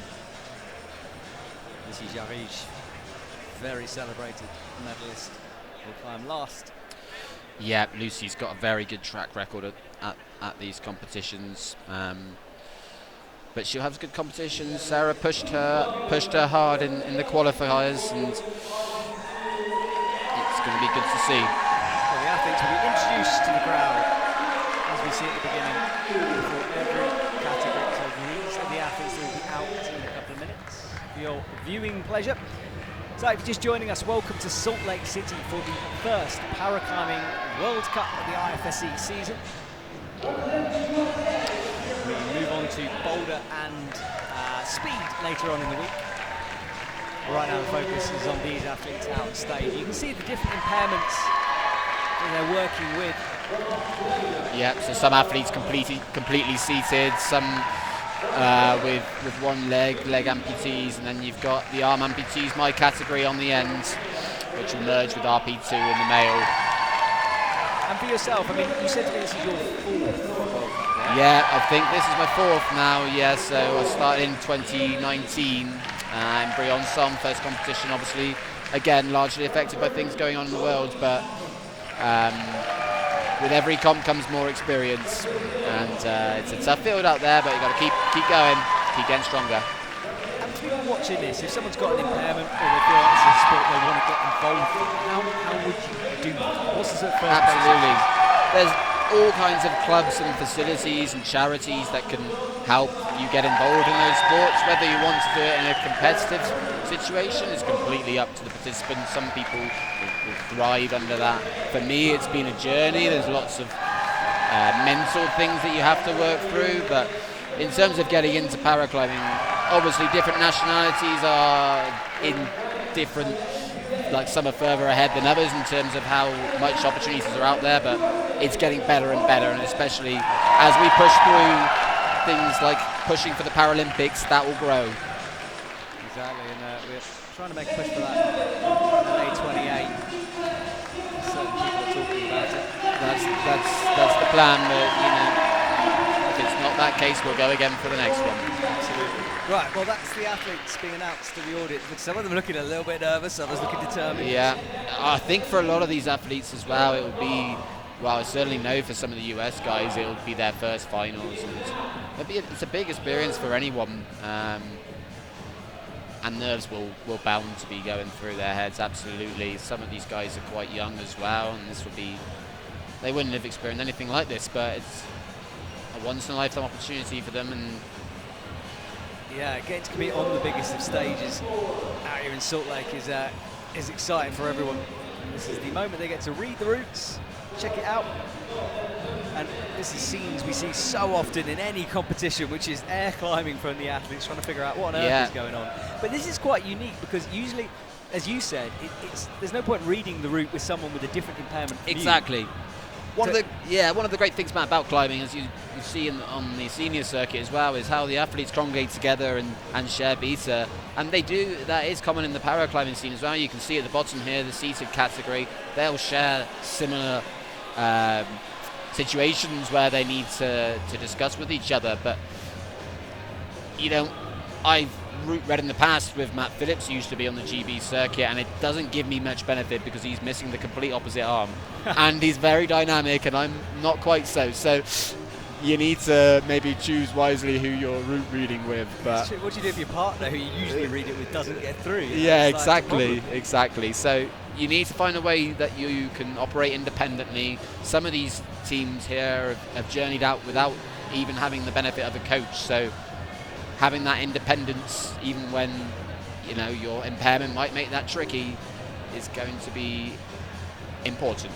Absolutely. We get to see a new route, or two new routes as well in these categories. So you can see one of them there in the middle of the screen, another one to the left. Yeah, and I can see at the bottom here all the arm amputees are congregated together looking at the yellow route. Because that's the route they'll be on, as we mentioned. They'll be looking at similar moves. Again, it depends on the arm they're missing and how short or long their arm. Same applies to the leg amputees. You'll see some with prosthetic legs and some don't use prosthetic legs, so situations are different depending on those factors. Yeah, you are right. It's whether you use a leg, don't use a leg, it just can make such a huge difference. Yeah, absolutely. To the route. Right, so a couple of minutes of observation left. Hope you've enjoyed it so far. We've had the visually impaired category. Lots of climbing though still left here this afternoon.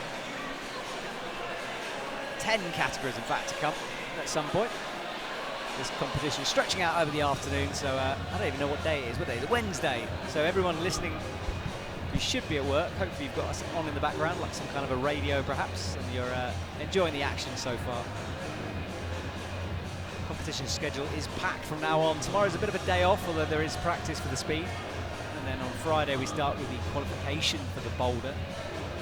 It takes place all day throughout Friday. Semi-final, final, Saturday and Sunday split by gender, and speed at the end of every evening. So lots of talking for us, lots of climbing for you watching.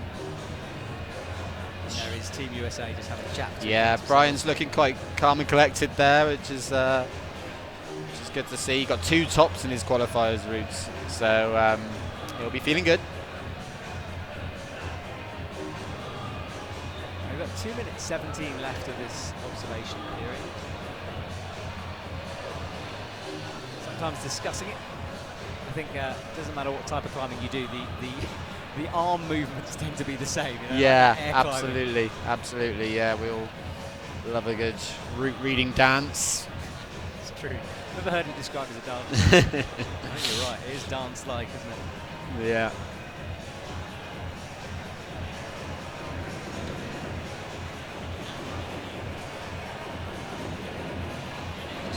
Yeah.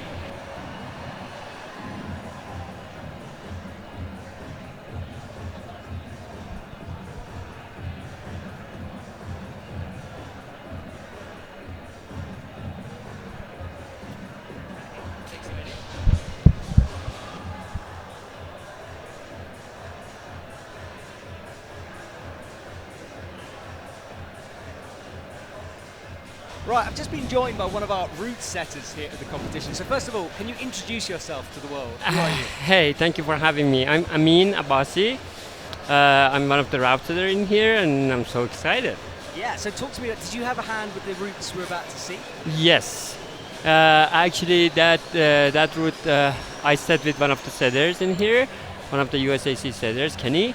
So that we try to provide some body movement for the athletes, some new move, and challenge them in the new route. So yeah, the last one, yellow black with volume stack, that's the one. And how hard is it to set for different categories? Because you've got to consider so many things. You've got to think about different impairments. It must be a very difficult task. It's quite challenging for sure. It's like I set with different competition, different categories, but Para World Cup, para setting is quite different. You should think about different aspects of the athletes, different challenges, and quite challenging for us for sure. And it's very exciting to set with these athletes, and yeah, it's definitely different. Yeah, and it must be hard. And do you ever sort of like strap an arm or think about how to move differently? Yes, for sure. We try when we forerun and test the routes. We definitely tried with different aspects. So right hand, so try to wrap around the holes with right hand all the way up and come down and try with different hand. Same as the legs. We try to do one leg up, one leg climb, the other leg, and same as blind category. We try to be in their put our foot to their shoes and like try to simulate every move. Yeah, because it's difficult because you've only got a few routes, you've got lots of categories, lots of athletes. Right. And also, if you guys make a big mistake when you're setting, it's so obvious, isn't Yeah, it? Usually you can fight around a different way, but if you totally messed up a sequence and it's impossible, Yeah. the world can see it. Yeah, definitely it's make it challenging, and it's like what it make it more challenging is like it's category stack, which is we should think about all the stack category on top of each other in one route, so make it fair for every athlete. And obviously if we make some mistakes, it's going to be pretty big deal. So that's why we're professional and we're trying to not do any mistakes. Absolutely. Well, you guys are professional. Great route so far. Really Thank enjoying you. it. Thank you so So much. you set the black and yellow. Yes. What was the other route you set? I set the blue and orange one again. So with the stacked corner position. Yes. That's what we did. That was a teamwork for sure. With Kenny and I, we did it, and like Joris, the head setter, he's the overseeing everything. So make a quick tweak in every route, make it fair, and I call it. And so far, that's the only route we've seen that you've set. Did it climb the way you thought it would? Yes, pretty much.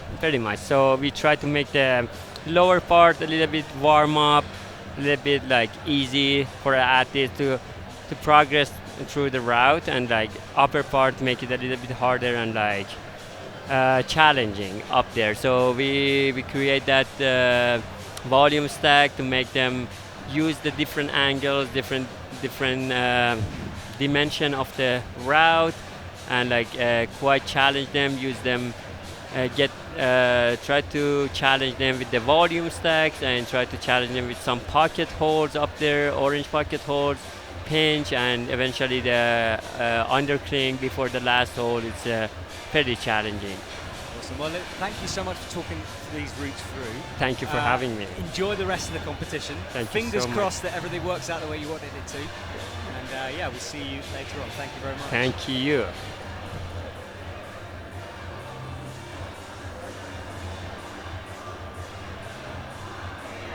Well, thank you for that. Good insights into the complexity of route setting. It really is pretty hard work being a route setter, and hard to get it right, of course. Well, we're a couple of seconds away, we hope, from getting going here. On the next category, the athletes have observed the route. They've then headed backstage to get ready for the last minute preparations. I can see photographers down there on the front, getting everything ready. See a judge moving the black curtain out of the way, so I think that means that we are a couple of seconds away from going,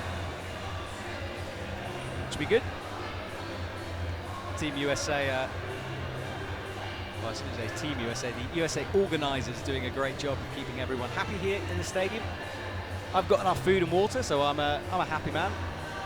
So thank you to the team, as always, for putting on a great show for us. Right, here we go. First athletes are out.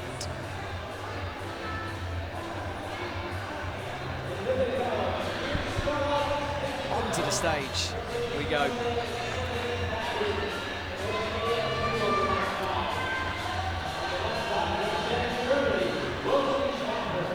It's Hannah McFadden from the USA. So she's opting to drop the prosthetic that she was Exactly, using. yeah, this is what we saw before, wasn't it? Yeah, what we discussed before. Hannah's obviously climbing without a prosthetic. It looks like we've also got a climber. It's Rosalie from Germany.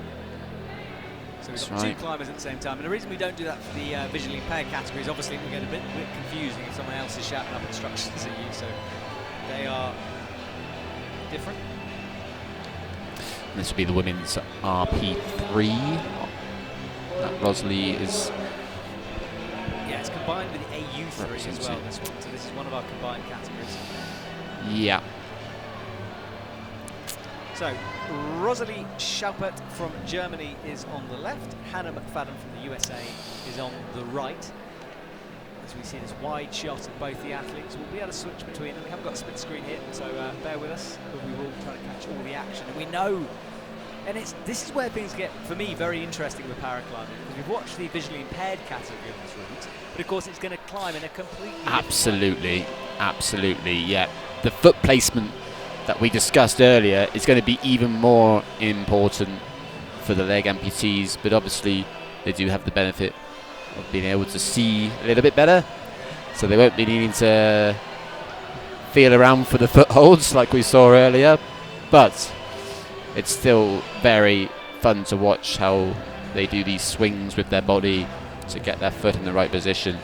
Yeah, keep an eye on Rosalie on the left. So Oh, she's just dropped that there with slight confusion there in terms of which hold to go for. But this is one of Hannah's first competitions, so it will be good experience for her.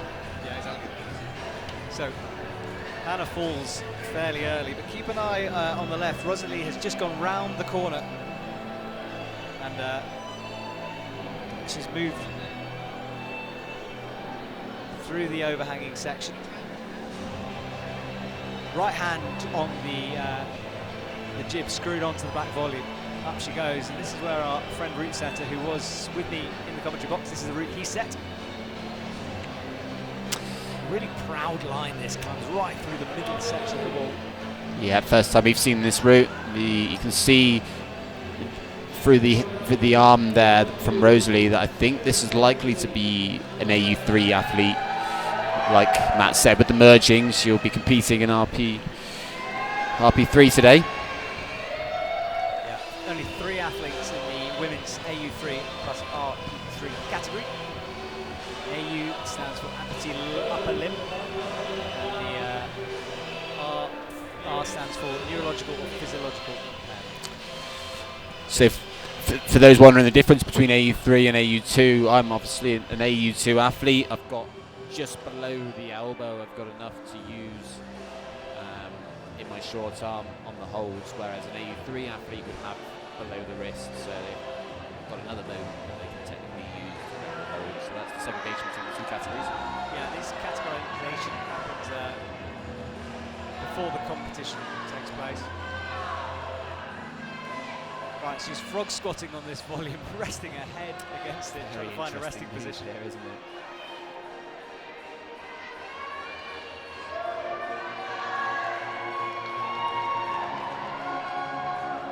Right, she's working her way up now, using the knees on that wall. She wants to move the right foot up to that pink Yeah, hold. that's right. So just re-evaluating how to tackle this very small print there. Yes, and there's a foothold though. She spent a long time trying to work that out, didn't she? And now we see on this route that we've seen the visually impaired categories, we see our next athlete from America, Mary. Yeah, Mary is through past her teammates' high point. Another newbie on the circuit, I believe this is her first competition. Yeah, standing up on that left foot, and needs to make the journey over to the left. It's Mary Tankesli. Yeah, she's got the high point. Managed to spot that very well. As we see Rosalie now. How did she drop back down? Sort of lost what's going on here. So she she's been on that same position for a long, long time. And we see there Mary off your screen. She fell coming with the right-hand cross. So yeah, Rosalie's spent a long time on this part. Looks to have found the right move there. We just missed that as we were watching Mary, but she came across and got on the right side of the volume. And now she's moving up to some of these slopey holds, just getting that left arm hooked above it, which is the benefit of having that wrist. You can really hook your arm on top of holds. Gives you slightly more reach, but each arm has its own benefits. There's no. She's going to need that reach here. Yeah, she's got. Standing on the bolt hold as well. Yeah, which is okay, but it will be slippy, so it's not recommended. She's got incredible endurance. How she hasn't fallen off yet, I don't know. Yeah, lots of time left. Her arms working hard, but this is going to be interesting to work out. She's come back down. This is a really good thing to do there when you just come back down, reevaluate, get some deep breaths. Yeah, it's a bit of a stopper move. I mean, if you're not fresh, a lock-off reach like that feels a long, long way. So she's going to have another chance at it. Shakes out that right hand. Needs to find something back on that right. Oh, lovely pull there. Can she reach with the left arm? Here's a big move. Oh, just almost. You can see how close she is. Oh, snatches Good it. effort Finally there. she goes. Good fight there. Yeah, she's on the wall a long, long time. Right, so on the right is Sarah Larkham from Australia. I've been watching the Australian Instagram and fully behind her. Yeah, so spoke to Sarah yesterday. She's travelled on 16-hour flight to get here today with one of the other Australian athletes, and I believe Sarah is a leg amputee through congenital, so from birth, but she was telling me how it gradually got worse. I think part of the leg had to be further amputated, but she gave a really good fight in the qualies, came second to Lucy, who we obviously discussed as being very experienced on the paraclimbing circuit. Yeah, so she's one of the veterans. And then pressing up with the left hand, you can see a different make of climbing shoe there on the right than the left, obviously fitting the prosthetic differently. Yeah, and she's got, same, it's almost like the same size.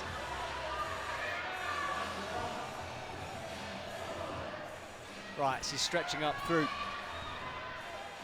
Left hand on Doing his very well. Snatch with the, she's brought the left hand through though. And this is going to wrong-hander for the next part, and she does fall. Great effort though. You can just see that crimp got the better of her. And we just had Richard Slocum join us in the commentary box for a second, celebrating with you. Prod. We tried to get him on the mic. We was having none of it, so he's left. Right, so on the left from Brazil is Marina Diaz. Again, another big team presence here is Team Brazil. This looks so good, this route. I want to kind of climb on it. That 3D nature of it looks exciting. Absolutely. These holds where you come above the overhang, is when I was looking at it, seemed very interesting. There's I think it's is it a hexagon-shaped volume, which you've got to come up above and then match on this. I'm glad you committed to the maths.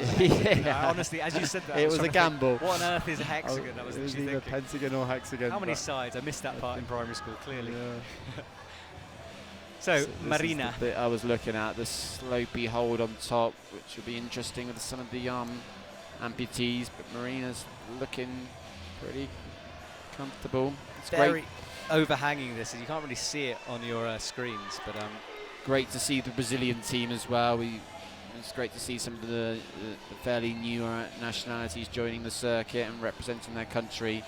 More countries and athletes we can get paraclimbing, the more we can grow this sport. So great to see Marina joining, and obviously the journeys that people like Marina and Sarah, who we just saw from Australia, make to get to these competitions shouldn't be underestimated. A lot of comps are on the European circuit, and it's tricky to treble out to them all. But yeah, well, she's guaranteed a medal in this category, and in fact, last 2 comps she did in 2022, she's got medals for both, a gold and a bronze. So, what colour will she get here this afternoon? Meanwhile, on the right, just trying to see names. it's Lucy there on the right. Yeah, so super strong climber. Yeah, and this route though really hard for the AL category, proving to be Lucy Jarige. And it's looking fresh though. She shakes out. Let me pan over to Marina. Yeah, so this is where we saw Rosalie just trying to figure out how to navigate this volume. So let's see if Marina figures it out. Yeah, Rosalie was sat up on that volume for a long time, so squatting down on it. Absolutely. Crossing through and matching, and in the next part you've really got to have a good lock-off strength to do it. We can see the feet she's standing on, not a lot on that sloper. Just managing to use that left hand though, which obviously was slightly tricky for Rosalie, but it looks tenuous, doesn't it? Yeah, that's a good body position, landing that crimp nicely. She hasn't taken much of a rest on that volume. Let's hope she's got some power in the arms left. Fatigue will be a factor. So the right hand's on some good holds. They start to get thin.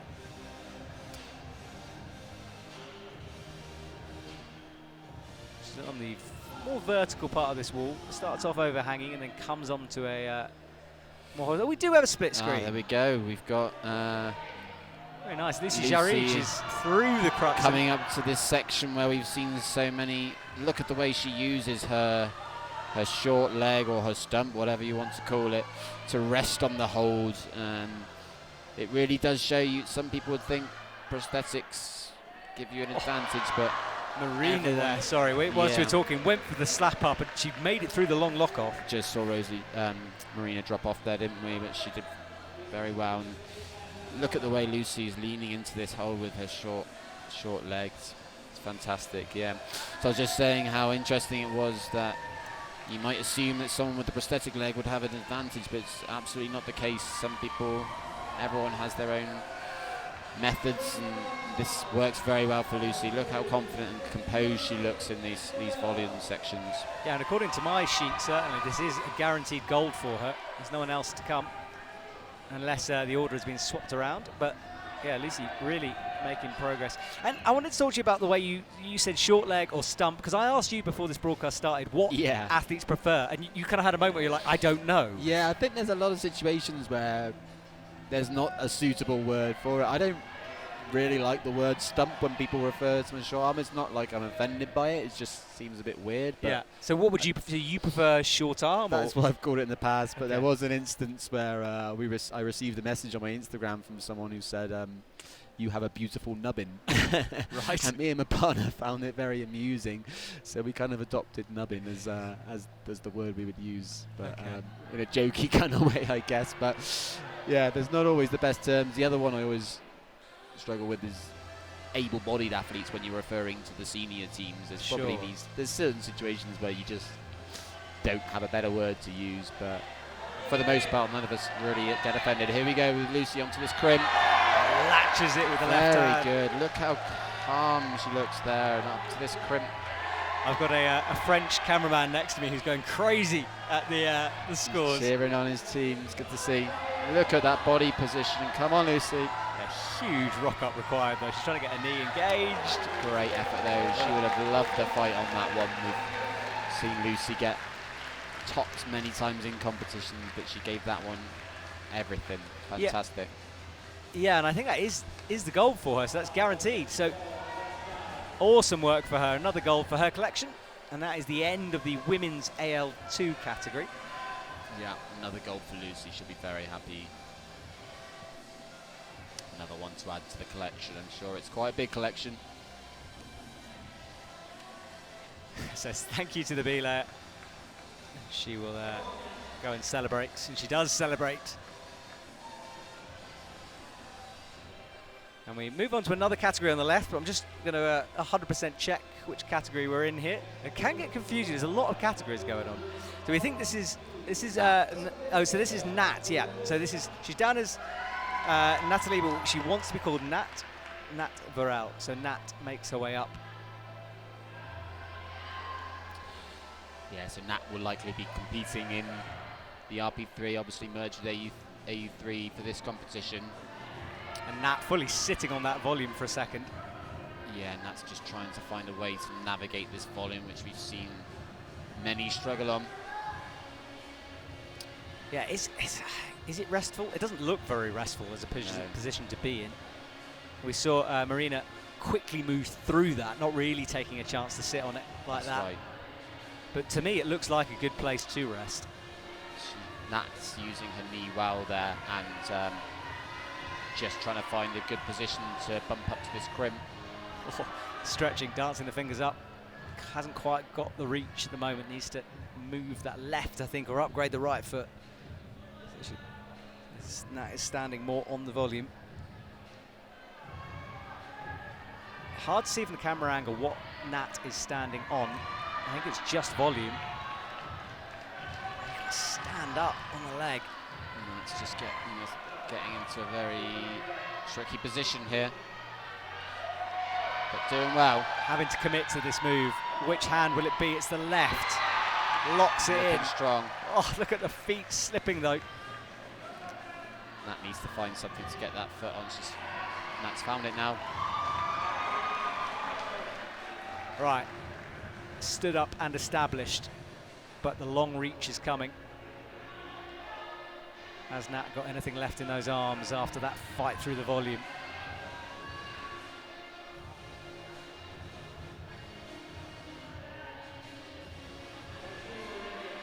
Big reach up from Nat there.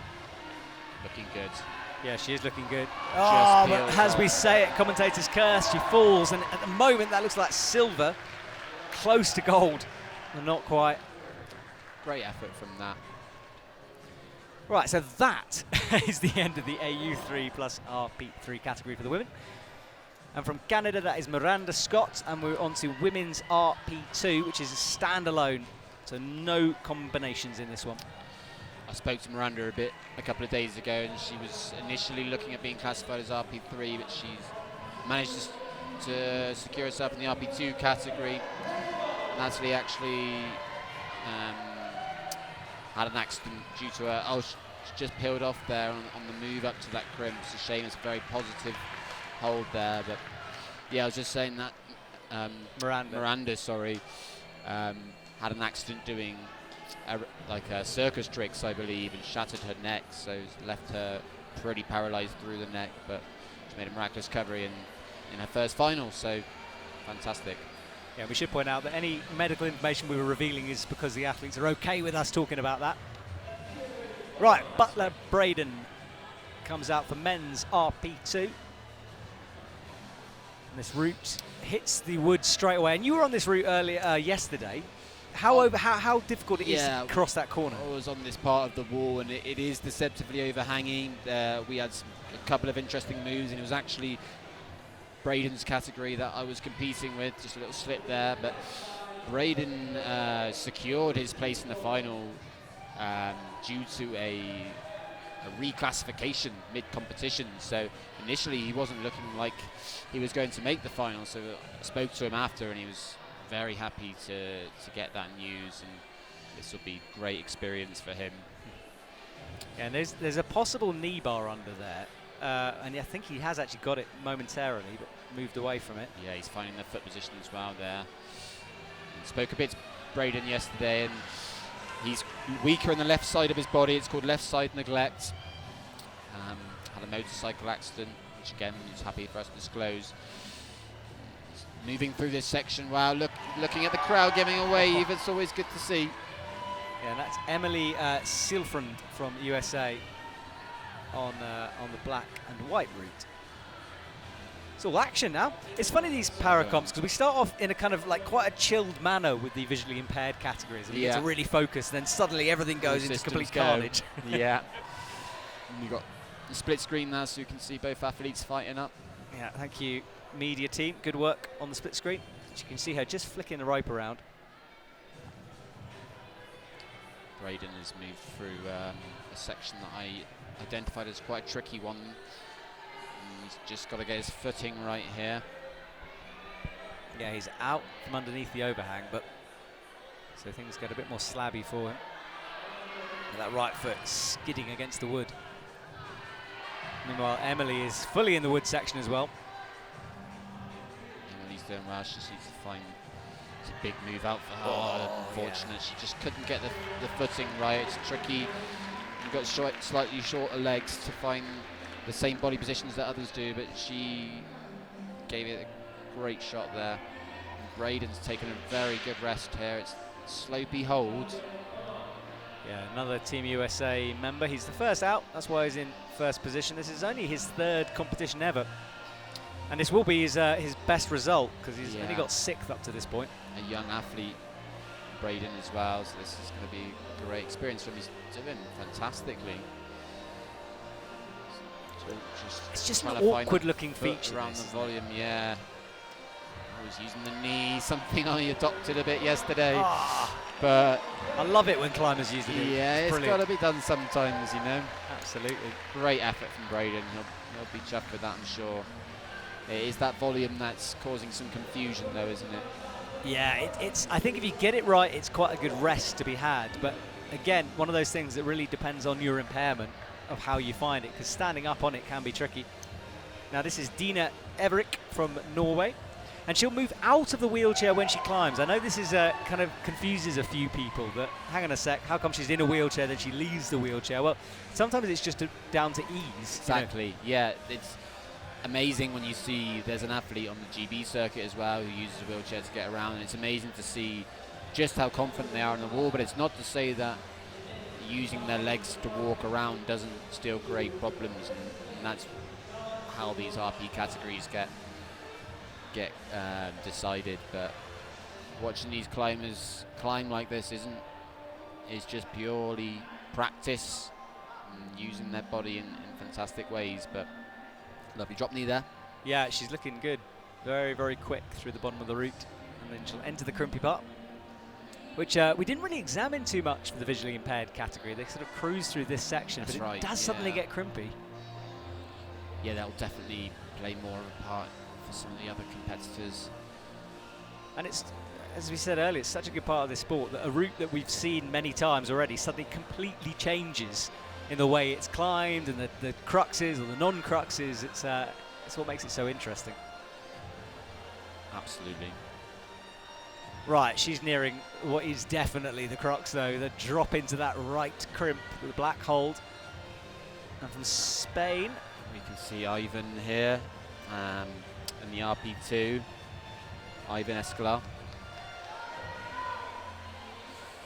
yeah, Ivan gets a big right heel hook in. Oh, but a fall. Just fell there again on that section that we've seen a few people struggle on with the pinchy moves.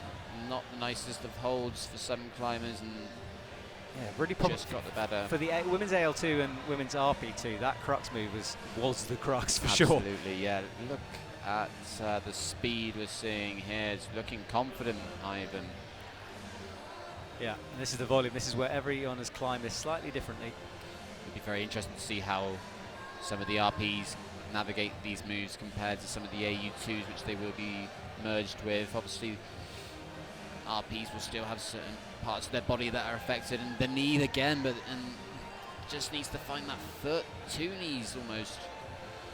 Yeah, it's reassessing. It's not the easiest of smears that to be stood up on. It was interesting watching Marina move through this. She looked quite comfortable, but hip mobility will play a part, getting those legs nice and high. Yeah, and he's in the neurological and physiological category, which could kind of mean anything, but Exactly. it's sometimes the control of certain limbs. Exactly. What is a common misconception is looking at people, obviously someone like myself who has a very visual impairment, it's easy to determine, but these guys are still impaired. They have things like how their brain communicates with their muscles, which means they won't perform as high intensity as some other people. So it's not always a case of just seeing that visual evidence. There'll be other things at play, and that's how the RP categories tend to work. But look at the confidence. Yeah, Fantastic. You're right to say that, because you'd perhaps look at him on the wall and think, well, hang on, there is no impairment, and yet he's having to battle as hard as anyone else. He's nearing the top of this, you know. He's done very well, and he was very impressive in the qualification routes as well. So final couple of moves for Ivan. Oh, working hard, as you can see. Puff of the cheeks there.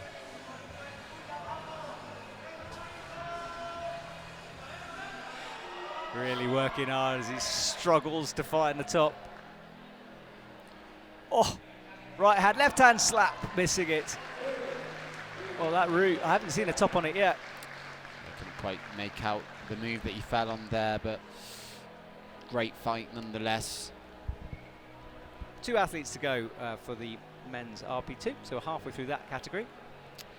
And I think we'll just stick with them unless they bring in another category, which I don't think they will. So that black and white route spitting a lot of people off down low, which means we move through that quicker than normal. Next athlete is Philip from Germany. And again, as we were discussing before, I had a chat with Philip yesterday, gave me a kind of brief explanation on how his impairment works, and his shoulders are generally much weaker, his body muscle mass isn't as high. So yeah, whilst there's 3 RPs in this category and 1 arm amputee, might be affected in different ways. Well, they will be affected in different ways, absolutely. But it's proof that the merging can work, because one of the athletes we'll see, Brian, came top of the qualies and he was an arm amputee, and then some of us other arm amputees came a bit further down in the rankings. So, you know, it's proof that you can compete with other categories effectively. Yeah, I feel like categories is something a bit like, you know, it's one of those points in climbing that everyone loves to debate, you know, in the same way as people like to talk about speed climbing or like boulder moves and stuff like that. Categorization for the paraclimbing seems to be like the bugbear for a lot of people. Absolutely. It's like the contentious issue, which is... And it's always going to be hard to get it right for everyone. You want to create substantial competition, but you want to make it fair competition as well. So it's going to be tricky to get it right for everyone, but I think they do a fantastic job here. Yeah, everyone certainly tries very hard. And the classifications happens a couple of days before everyone arrives, so there's a lot of work going on behind the scenes before you, watching at home, even get to see any climber on the wall. Absolutely, yeah. The route setters do a fantastic job. So Philip Rosek from Germany, he's underway. 2 athletes to go on that route.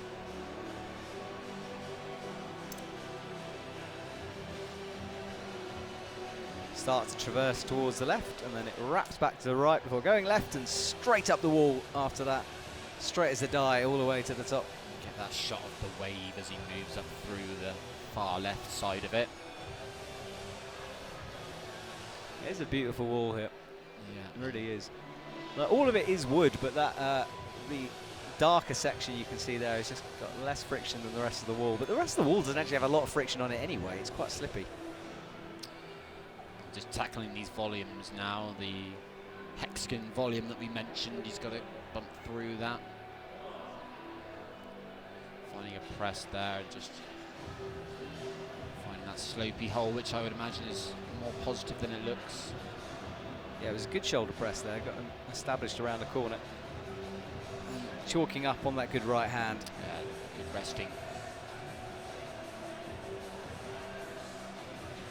Well, that's the scores for the top 3. He's climbed himself into the podium position already with 1 athlete to go, but he needs to go above Butler to guarantee a medal.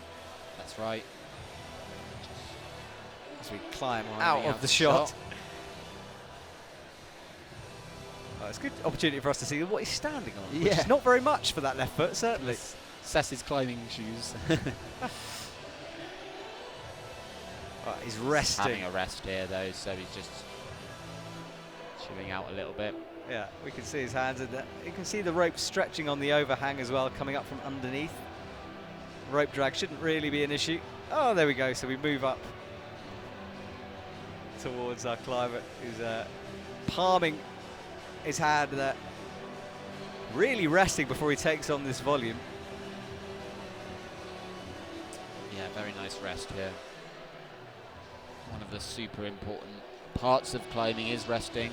Can never be underappreciated just how important it is. I think for the neutrals, a common misconception can be it's a case of getting at that wall as quick as you can, but that's definitely not the case. I mean, you need to save your energy for the challenges to come. Yeah, but it's a bit of a gamble because we know there might be a rest for him, but he's tall as well, so him sitting down on that volume is going to be quite hard. Yeah, this volume just stays on there, and it's important that he did, 'cause getting this hold will plummet him into silver, which I think that has done. Yeah, so he's guaranteed a medal. It's important that he's stuck on there. Now he's just got to see if he can come up through these crimps. Yeah, this is the long stretch we've seen a few, and now he sits once again. Really good work from him timing these rests. He is resting very well. It's not to be underappreciated in a competition format. The adrenaline can take over. That was a good jump up to the press. I'm just going to bump over on that left foot. He's moving up to the high point here, so he's in with the challenge. Just seemed to lose. He was reaching between crimps, and there was a blocked crimp on the right. All right, so Philip, though, guaranteed a medal. Only Brian can knock him down now. Brian Zazula. Yeah, this is Brian, who's in AU2. He's been on the comp scene for some years now, and improved and got stronger and stronger. He was fantastic to watch yesterday. Only person to top one of the routes that the Bees were on, and he topped his other route as well. Both of which I tried and were pretty hard routes, so he'll be well up for this. You can see he's feeling confident. Look at that smile there. So this is a good example of this category as we're talking about. So he's got an impairment on upper limb. So yeah, looking at this compared to someone like Philip, you might go, well, hang on a sec. This is obviously harder for Brian, but it just might not be the case. No, and yesterday was kind of a proof in the pudding for that. Because Brian topped the category, topped the qualies. Yeah, he's just affected in slightly different ways, but he's still very, very strong, and I'm sure we'll see that now. Look how quickly he's moving through these first moves. A lot of confidence. You can see just how strong he is. Yeah, and he hasn't taped up, as we're going to call it a stump, I think. Absolutely, and that's a very interesting point, Matt. Everyone in the arm categories has their own methods for this. I certainly like to use tape because it can create some irritations in the skin, and a lot of athletes do. Some use like a little sock, like one of the Italian athletes. But Brian doesn't use tape. Same with Matthew Lynch as well. And I think that's just building up that tolerance of the skin to the wall. Well, I was about to say, because like when I tape fingers, for example, you know, you lose friction generally. Are you ever concerned about that with the tape? Well, it's a very different skin on the fingers than it is on what a short arm would be. You've got a lot less friction on a short arm. Your fingers are naturally made for that kind of thing, whereas there's a bit more skin involved in the arm, and it can create irritations. But just like a finger gets used to that, I'm sure an arm could as well, and Brian's testament to that. Look at the way he's relaxing on it there. He looks so strong, and he's got, he can really press. Look at the way he's pressing up against that. Oh, that match looks nasty. They're wrapping. Let's see how he gets round this volume, using the hill really well there. Climbing with full confidence here as he enters this tricky triangular volume. Does look confident. He needs to get the feet right. I'm not sure just how good the left arm is on the other side of that volume, but he's certainly got enough on the right that he can. Oh, fantastic. So much trust in that move. Every time I see someone stand up on that left foot, I sort of go cold looking at it. And even after all that, he can just chill on that left arm and chalk up. Very calm and confident. Moving through some crimps on the left arm. And this is the super important thing with the arm amputees. You're not guaranteed to have nice holds on one side or the other, because you can have some people with the left arm, some people with the right, so you need to get strong in both arms. Yeah, but this reach is going to be a long way for him. Yeah, absolutely, and he's on that little bolt cover again, but that's fine. You can use that. Just will be slippy. Such a big move. If anyone can pump up to this, Brian can, but it is a big move. Yeah, well, with that short arm or stump, whatever you want to call it, you got to find another couple of foot really in reach. So locking off that right, it's a deep lock. Firing for it though. Come on, Brian. Oh, he's gone with the right. See, that's the decision-making part that can be involved. Do you go with the right or the left? And Brian's very strong with both arms, so he naturally tried to go with the left. Super powerful. That decision was made mid-move as well. Absolutely, everything was on the line there, and he dialed it in very well, and he can push here. It's coming all the way up. First time we really get to see the top of this route as well. Yeah, it's in the silver position now, I think. Right, looking good. He's got a snatch again with the right, though, which he does. Yes, I think that takes him to gold, potentially. All right, onto the block foot. Now wraps the left. There we go. He still can rest on that arm. This is fantastic. All right, committing to that right foot. He's had good footwork throughout, and he's one move away, I think, from the top. He's got this, I think. Brian's looking very strong.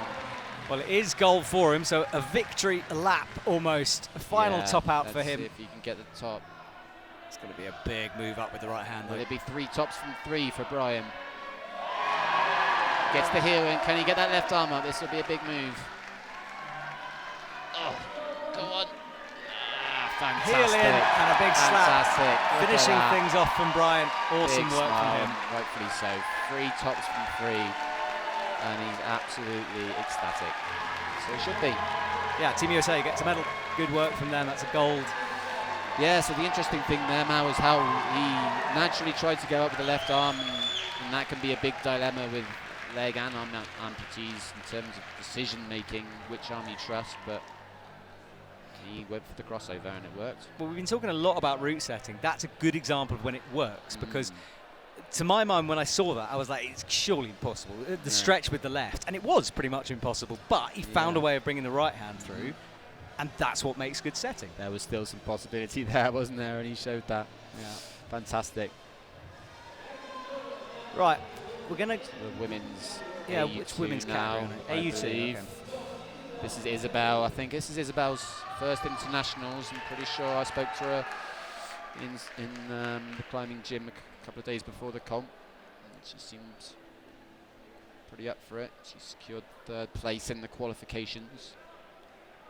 Yeah, Isabel Benvuti from USA. Yeah, you're right. This is her first comp. So will she show any nerves coming through here, or just? I suppose it's one of those things. You might get nerves, but also you've got nothing to lose, have you, at this stage? Yeah, absolutely. She's up against some very strong athletes in this category, some very experienced athletes who we will see. So I think that's absolutely right. You've got nothing to lose, and she's guaranteed a podium in her first competition. Like, everything else is going to be a bonus. It's got to be a good feeling. So just give everything she's got to this. Yeah, stretching right right and left. Feet a little bit muddled up there, but again, she's very strong in her short arms. So she, notice how she's missing the right, so she would be reading this route very differently to Brian. Yeah, true. So as I said before, same route, but such an interesting different methods. And it's nice to see men and women climbing on the same route as well. Absolutely. Wow, the women is the same in the qualifications, and a couple of the female athletes did equally, if not better, than the men in a lot of the routes. And that's one of the great things about our sport. We've got very talented across all genders and abilities. And notice how Isabel's using tape, very similar to how I would use it. I think a bit of K-tape underneath, just to give that flexibility around the elbow. Yeah, when I talked earlier about like fingers, I'm talking more about friction, I think. So like, you know, generally tape isn't as friction dependent as skin. Sure. I think Isabel's actually using tape that would be, I use medicine tape, which has a bit of friction applied to it, but it doesn't have the same flexibility around the elbow. She seems to be doing it slightly differently to me, in the sense that she's got that kind of tape underneath that, as you're saying. It looks like a sock and tape, but she does fall. I think that might be right. The socks, so maybe the socks generating the friction, but yeah, I think she just failed there, just pressing up through the overhang section. But like you said, everything will be a bonus for her, and she'll be very happy. Well, she's also got a medal, because there's only 3 women in this category, so that's definitely at least a bronze for her. And that's right, and that's how it works. Yeah, so because there can be, I think there were 5 in the qualifiers for the AU2 females, and that created the 3 finalists. So that's meant that she gets a medal, and that's just how it can pan out sometimes. The variables can work against you or with you, and for her today, that's how it's gone. Well, here's a woman used to winning. Her last 8 competitions, she's got gold. Wow. She's a very keen, very strong outdoor boulderer as well, an outdoor climber. Yeah. Been on a big road trip through Europe this spring, so Céline Pirret.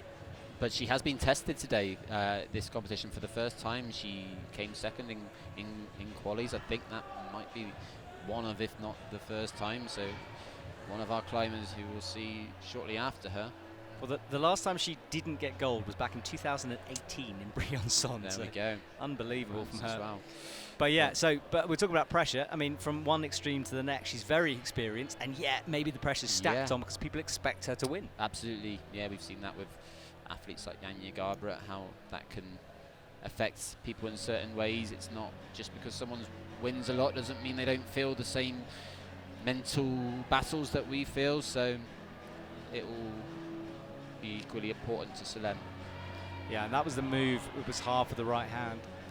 Yeah, so again, Céline's missing the right hand. She's got slightly more than some of the athletes. She can get a little hook round, but like I was discussing, there will be benefits to every kind of arm shape you can.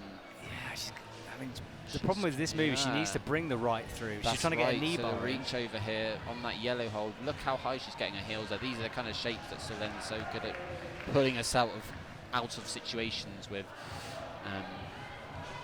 Very good hip mobility and just sitting in that position. Look at the way she's got her legs over that volume there. Very cool. Yeah, it's wrapped in and putting the head in play here. So now she still needs to traverse through this overhang over towards the left. Wraps the right arm around. And yeah, you're right. The way she got her heel up was clever climbing in the moment, adapting to the situation. Now, yeah, gets that heel in. This is a great spot for a rest. And this is where you'll see the really strong AU2 athletes. They can just rest on their short arm and give their like stronger arm a rest as well. It takes a lot of strength to hang on an arm that's shorter. But these athletes can do it. Yeah, and Céline trying to not get mixed up in the rope there. Just looking for a foot. This right cross is going to be difficult too. Confused, yeah. Ryan seems to move through this a bit smoothly, but he does have a slightly different arm to Céline. She's going to have to do a horrible match here if she commits to this, or bump that left. She's going to go for the horrible match. Yeah, just found space for the match, which isn't always easy on small holds like that. She's looking strong though. She's got a lot of experience, Céline. Right, so she's nearing the tricky volume now. Team France getting lots of support from the audience, and the audience is packed in now as well. Yeah, it suddenly ramped up a lot in the crowd. Everyone's well up for this. Okay, so Céline gets stood up. She's going to have to trust everything onto that left foot. That smear does get stood up, brings her right, and then brings the left where her hand was. Yeah, good body position there. And she's made the move up to that crimp. Right, chalking up as she enters the crimpy section. There, yeah. Deep, deep breath as she stretched that left arm back. Very important.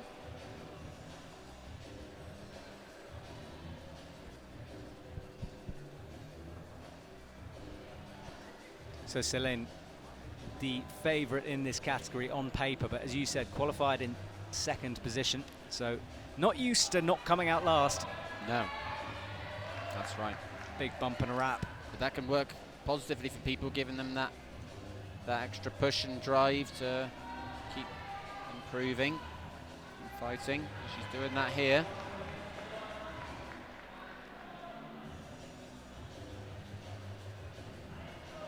So Céline brings the right foot up, matches on the pink side pulls.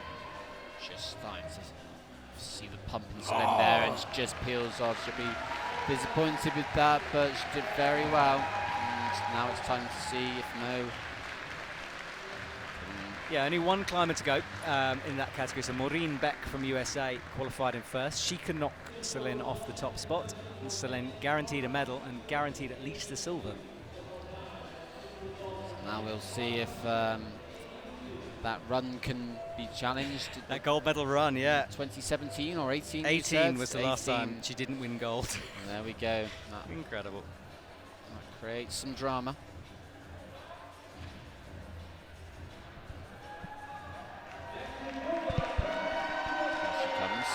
Yeah, so Maureen walks across the stage in front of her home crowd. I'm just looking at the her right arm. I don't know if that's a graze or a cut from earlier on. But she's really soaking in the moment, as she should, in front of her home crowd. You don't often get that opportunity. Qualifying first position in front of your home crowd. Exciting stuff for her. Exactly, yeah. She looked absolutely chuffed yesterday, as she should.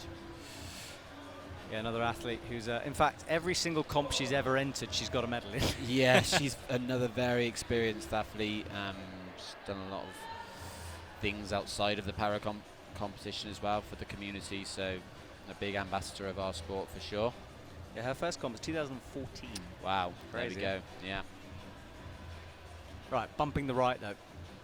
And a different arm from Selene. Again, yeah, so she'll probably find some sections slightly easier and some slightly harder, like we saw the section in the second with that yellow out towards the right from the volumes. But she's looking good. Yeah, so she might find the press through the sections.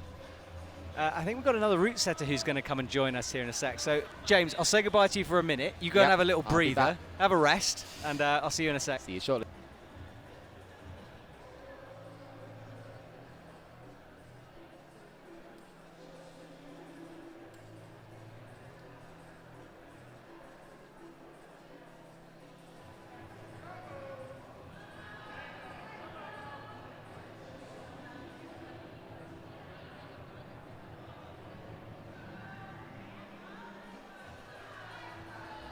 So I've just been joined by Maragna here in the commentary box, one of our route setters, and we had your teammate on talking about route setting earlier on. How challenging has it been to set these routes for the paraclimbers this week? Wow, this question is a big question. In every competition it's so challenging because you don't know actually and now for example it's the first cup, so you don't know actually the real level this year. So we have a new athletes. Even if you know the athletes, you want to push a bit, so you are all the time taking a risk with them. So. Well, this is a good example because Maureen has an impairment on the left, Selene had an impairment on the right. Such a big difference to set for. Exactly. So that's why we try a lot with both sides, trying to be so fair for the athletes. So we take into account all of these things because actually, even if you want to push a bit, it has to be fair. In this category, we saw Selene has one forearm, Maureen has the other one, so yeah, we try to be fair in this case, and just the strong athlete can top it, win, and yeah, well, that's the point. Well, Maureen here is doing really well for Team USA. She's quickly through the bottom half of the route. We saw Selene struggling a bit more there. It's been so incredible because the last seasons we are seeing a strong Selene, a difference within the other athletes, and this year Maureen is pushing so hard the 11 in LU2 woman, and I think that this season we are going to have a good level, a good competition, and they are going to give them the best. I think that it's going to be so crazy this year. It has been exciting so far, and this is one of 4 paraclimbing competitions this year. Looking now to stand herself up on this volume. It's so nice to see. Wow. Right, well, Maureen falls, which means she's got silver medal, and Selene Pirret continues her dominance. Exactly, 9 golds in a row now for her. Yeah, it's incredible. Like, we had another kind of qualification, and now the finals has been so different. Yeah, it's been good. Well, we'll swap categories, and I think we get a chance to talk about one of the routes that you were directly involved in setting. Exactly, with another friend of the team, another setter, Noel. We set the red, blue, black, more or less in the middle of the wall, exactly. And it's for RP3 men, AL2 men, and AU3 men, this new category. When you set this route, were you aware of the category that you were going to set for? Yeah. Okay. So you get told that before, and then you plan out the routes? Yeah, exactly. We decide in which category is going to be this route, and then with these kind of disabilities, you start setting, thinking about that, because it's important, because it's not the same if you are setting for people with arm amputee, leg amputee, or another ones. And yeah, we are so excited now to see these athletes in this route. And there's a bit of, I'm not sure if they're adjusting a hold. We've got a route setter climbing up on the right. Yeah, we are going to put, because we have seen the blinds in this route, and there's a ball, it's not covered. So we want to cover now for the next categories for RP1, just to be sure that they are not going to use the ball and they have to use the foothold. Okay. So yeah, So sometimes we need a lot of covers for each route, because for blinds, for another kind of disabilities, it's more easy if there's cover and nobody use suddenly or some ball between the lines of the footholds, or yeah, these things happen. And yeah, really tricky. And I love the route that the route setter is currently on. It was the first one we saw, and I love this feature, this stacked feature. You can see it just in the background there as we go through the results. Yeah, this setting, it was so fun. We had time, so we tried to think about it. We tried to push a bit the limits with some disabilities, some routes. I think that they saw it during the qualifications, something new, a bit challenging, that they have to give the 200%, and yeah, and we will see now in the finals if it's going to be the same. Yeah, well, we've got five more categories to get through. The paraclimbing comp is a long one. There's a lot of athletes competing. Yeah. It's always one of those live streams I really look forward to doing, because it's just so exciting to watch, but I'm exhausted by the end of it. Yeah, sometimes you are, now it's disability, now there's a new athlete. It's so fast, it's quite like, it's long because there's a lot of categories, routes, the blind has daytime, like the people has to be more silent in this moment. So it's, the competition is like growing up, down, a lot of emotions. You see that people like, so you see the humanity part of the people. It's incredible, it's something amazing. And everybody who is here watching the para loves this sport. It's amazing. I gotta say, it's really nice to have a route setter, number one, in the commentary box, and a route setter who wants to talk about route setting, because you guys generally, you're very underground as like an organisation. Like, route setters do not like to talk to me, so thank you so much for joining me. Thank you. It's good. It's really good. It's nice to have these insights. Yeah, that's true. That's true. We are like this part, like high part of the yeah, you're too shy, the competition. Yeah, all of us quite shy. I was the only one that I say, okay, I can go. So. Well, you got dragged up here by Erica, who's one of the members of the IFSC, working very hard behind the scenes to make this competition happen. I have to say that Erica is the best. It's this kind of person that's really passionate of the job, his job, and we love to have this kind of figure supporting paraclimbing. It's like it's the mom of paraclimbing, you know. It's something so special for I think us. she's blushing now next to us, but there we go, Erica. Right, our next category of athletes come onto the stage. I think that they are going out RP1s, men, woman, AL1s, men. And then the categories for the route that we were talking about, AL2, RP3 men, AU3 men. So we are going to see now the athletes in the route that is missing to see someone climbing. And yeah, there's some big names in this category as well of climbers. So in a minute we'll get to see your route in more detail and we'll chat about it then. But we've got some athletes in wheelchairs, Antonia Zelada and Angelino. Angelino, yeah. Everyone knows this guy. Campus king right there. Yeah, it's amazing. It's amazing. Right, so I think this is our last category of athletes to come out onto the stage. Yeah, we are like almost in the last part of the final. Yeah, it's the last ones. I'm pretty sure it's the last one. Well, can you stay with me through this observation period, and then we'll get James back in to talk about the climbing. But it's a good chance for us to chat about the routes themselves as we have a look at the athletes. Sure. Team Italy there. And USA having a big presence here. Yeah, in this competition, I think that the half of the athletes is from USA. We are so shocked about that.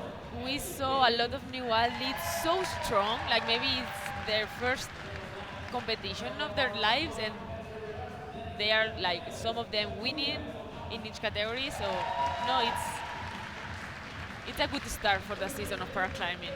I totally agree with you. The next comp would be Innsbruck, and then we go to Vila, and then Bern. I think that's right. For the, Yeah, that's right, and then the championship in Bern. Yeah. Which is going to be brilliant. That. No, It's coming up in August, that World Championships. I think everyone's building towards that moment. exactly. No, it's so beautiful because they have 3 cups plus the championship, so it's like a really big and important season. Yeah, it is good, and I think everyone wants paraclimbing to be included in the LA. Oh, 28. we all time crossing the fingers to try to paraclimbing be present in Paralympics. I think that it's a beautiful sport and everyone has to see it and try to be involved of that. Everyone who's ever watched one of these broadcasts always, I get a lot of feedback from people saying how much they enjoy this competition specifically. It is exciting and it's different as well. It's exciting. Yeah. I think that I remember my first time looking at para. It was in Spain, and it was this kind of feeling that you are trying to see this human part of the athletes. You are so connected. You see the connection between athletes. Obviously, there's a competition because they are competing to try to win. But even that, the people is encouraged, even if they are competitors in the same category or another one. So this kind of connection between the coaches, the athletes, the crowd supporting, it doesn't matter. It's something unique and special. And I think that's one of the best parts of paraclimbing. Absolutely, I agree with you. And Ignacio there we saw in the end in the red jumper, he's the first paraclimber to represent Chile in a competition, which is cool to see him. We interviewed him yesterday. There's a bit of content coming from the IFSC for that. We see some of the athletes having to lie down. That's just because it's hard to look up sometimes depending on the impairment. Yeah, sometimes maybe it's easy to just in the ground look the part of the overhead. Sebastian, who often does the commentary, who I know is listening to this broadcast, so shout out to Sebastian. He does the same thing. He has to lie down to look up at the wall to be able to take it all in. Right, so this was the route we talked about earlier with this stacked triple volume. Yeah. How on earth did you get those volumes up there? Do you have a cherry picker here, like a lift? Yeah, yeah. It was completely with the lift. It's quite heavy, so we were so lucky that we can use 2 lifts for the resetting. We have a big material for this season, a good one, so we need also a lift to can manage with them. Yeah, you don't want to be hauling that thing up. That's hard Exactly. work. So we are looking at the first couple of routes we saw here, and that pink feature that is really interesting on the left of your screen, because it's almost possible to climb it in both directions. Yeah, there's the 2 methods. I mean, in blind it was nice because how the coach is guiding the climber, it's more the method of the coach we're looking before. So you can go with right, you can go to the left. It's the same. Same movements. It's the same, the movement. It's just to enter in this kind 2 leaps and then manage to go out, and then how you see, take the cream and then the compression with the 2 pinches. But it was so amazing how the athletes can manage in these kind of movements. Yeah, it was cool to see. Richard Slowcock went slightly the wrong way, went too far right, and then tried to slap up through the handholds. Yeah, sit down in this. It's quite small, this heel hook, this chippy on the volume. So we were so shocked how the athletes trust a lot, sit down. I mean, it was so impressive. Right, so we are having a final look at our routes, and of course the one you mainly set was that red and blue one, which we haven't actually seen in action so far. Yeah.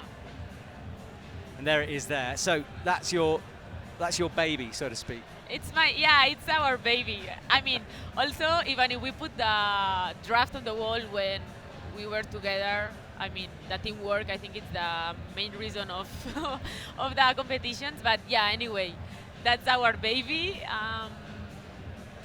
I really excited to see the athletes, and obviously in the overhand, I think that it's gonna be nice, and then in the middle, we try to do a bit dynamic move in the proof, in the higher part. So we will see if if the athletes in this case can. Yeah, there's a jump right at the top, or something going on at the top. Yeah, in the middle part now there's a dynamic going to the right. So I think that if the athletes can see it now in the observation, it's gonna be a really nice moment for this category. Yeah, and it's hard to see from this angle, but it goes up the arete feature in the Yeah, middle of the wall. the route corner. is going the direction of the red. So when they go to the blue volumes, it's quite tricky to sit down, manage in the fiberglass, double texture, so it's quite tricky. And then it's go the dynamic move in the higher part of the route. I think that this route for these categories, it's more, we had a different route for the qualification, and now it's more, I think that this kind of style that endurance, like just go ahead, go ahead, go ahead. But then in the upper part, this tricky move, more dynamic. Now we are seeing you take this kind of small red cream, and then you have to do more this compression a bit dynamically to the two fiberglass in the red. It looks like where the two bolt hole protectors are, I can't see any holes through that section.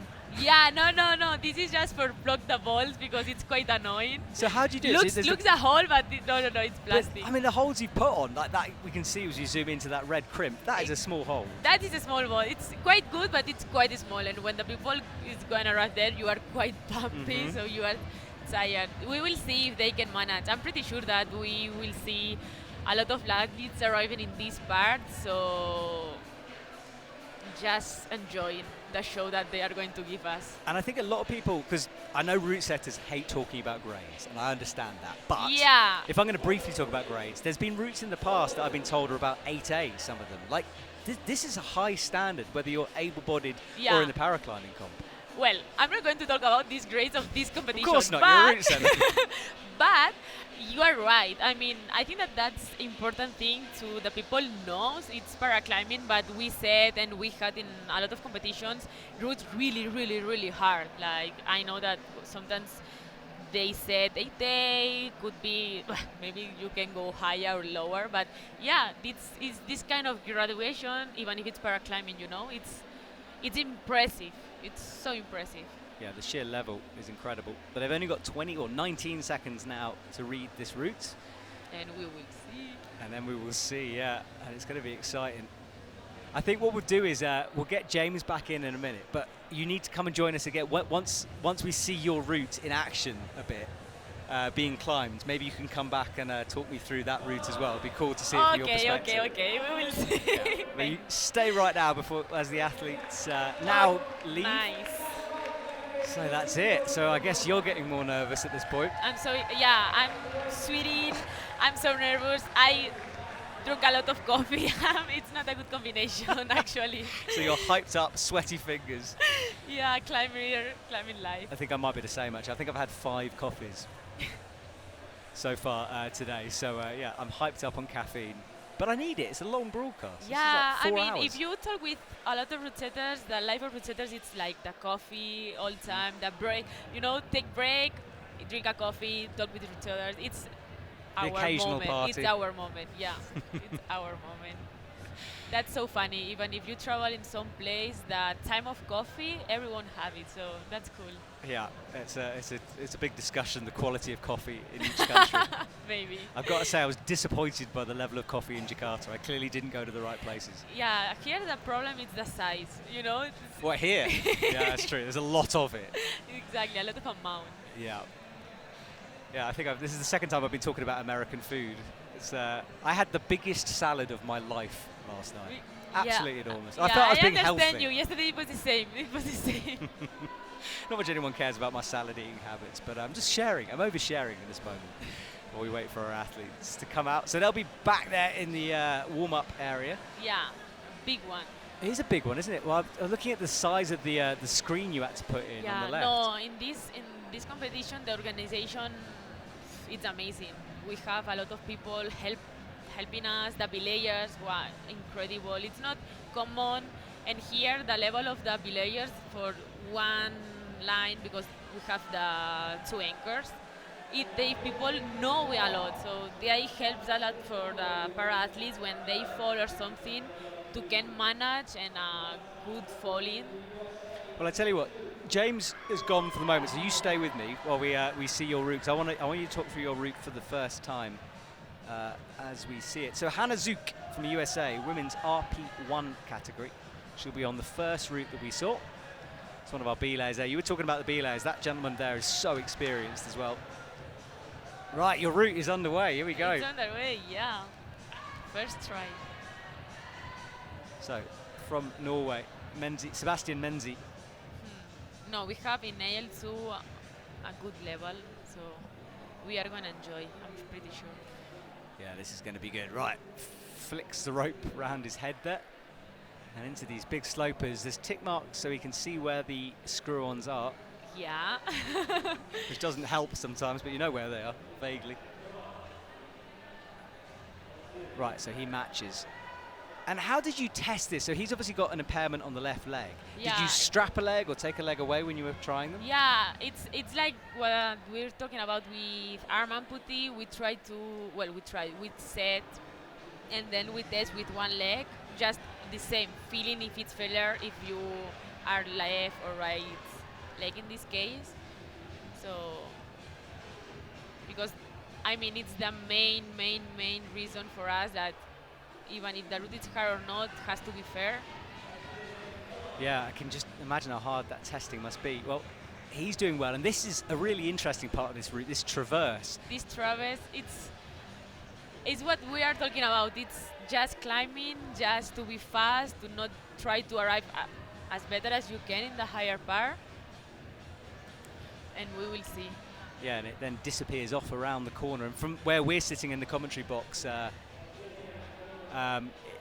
you can't see it. That's how sort of savage that arete is. It just cuts through. It looks more vertical, but in this part, they are climbing in the overhand, no rest. It's all the time more progressive. In the other routes, it's like a bit overhand, but then it's inside again. In this route, our idea is to try to get all the overhand for these athletes, a bit more physical. So yeah, it's very resistant, depending. Yeah, I think that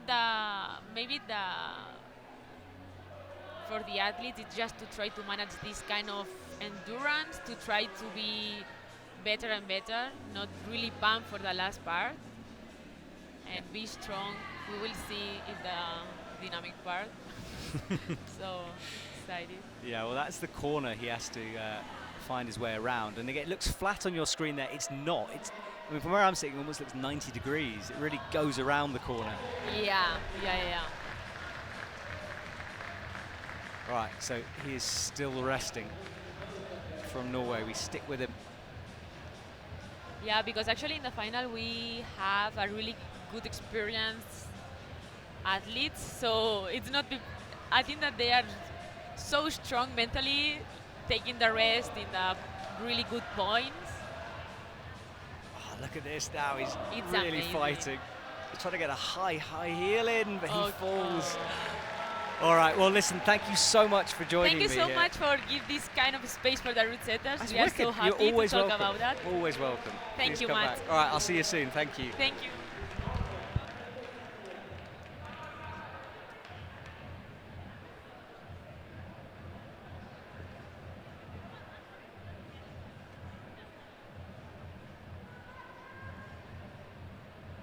All right, well, thank you for that. Really good insights. And James has gone away, had a sandwich. I think he's feeling refreshed. Hope he's gone to the toilet. I haven't yet, so I might need to pee at some point, but we'll see. But meanwhile, Marta from Spain, she's climbed through the opening jugs.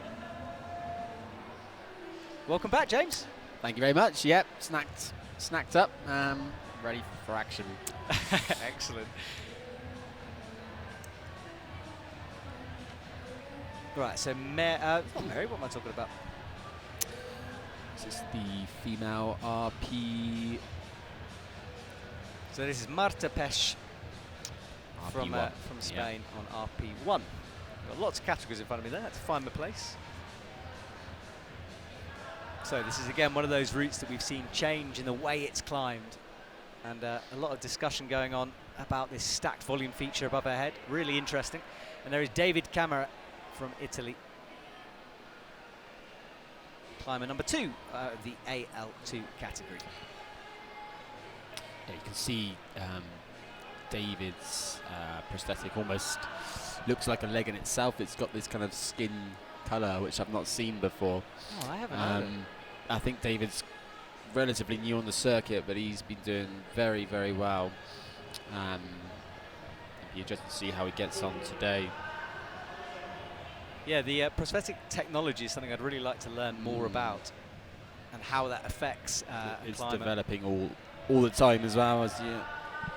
Yeah, it is his first competition, so okay, there we go. Yeah, but he looked very strong in qualies, so I would imagine he'll be going for it. And Marta, meanwhile, is nearing this stacked as it comes right to the edge of the camera. Yeah. She's right next to us here in the commentary box. Hangs right over the overhang, doesn't it? And there's David trying to... Well, this corner, I mean, it looks flat. Oh, and he drops the left. You can't see around that corner. Yeah, it's really hard to find a positive edge to that. Yeah, just sort of reaching, hoping for the best. Marta drops the right leg down. She's going to bump up to the orange volume that she gets.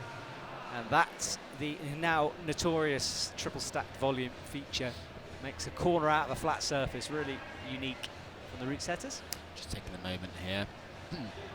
Just find that crimp, and then she's not. There she goes.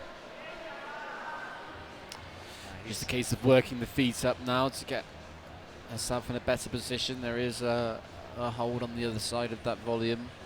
Yeah, and they're pretty good, those holds. They're just awkward to see, really, when you're on the right-hand side. Yeah.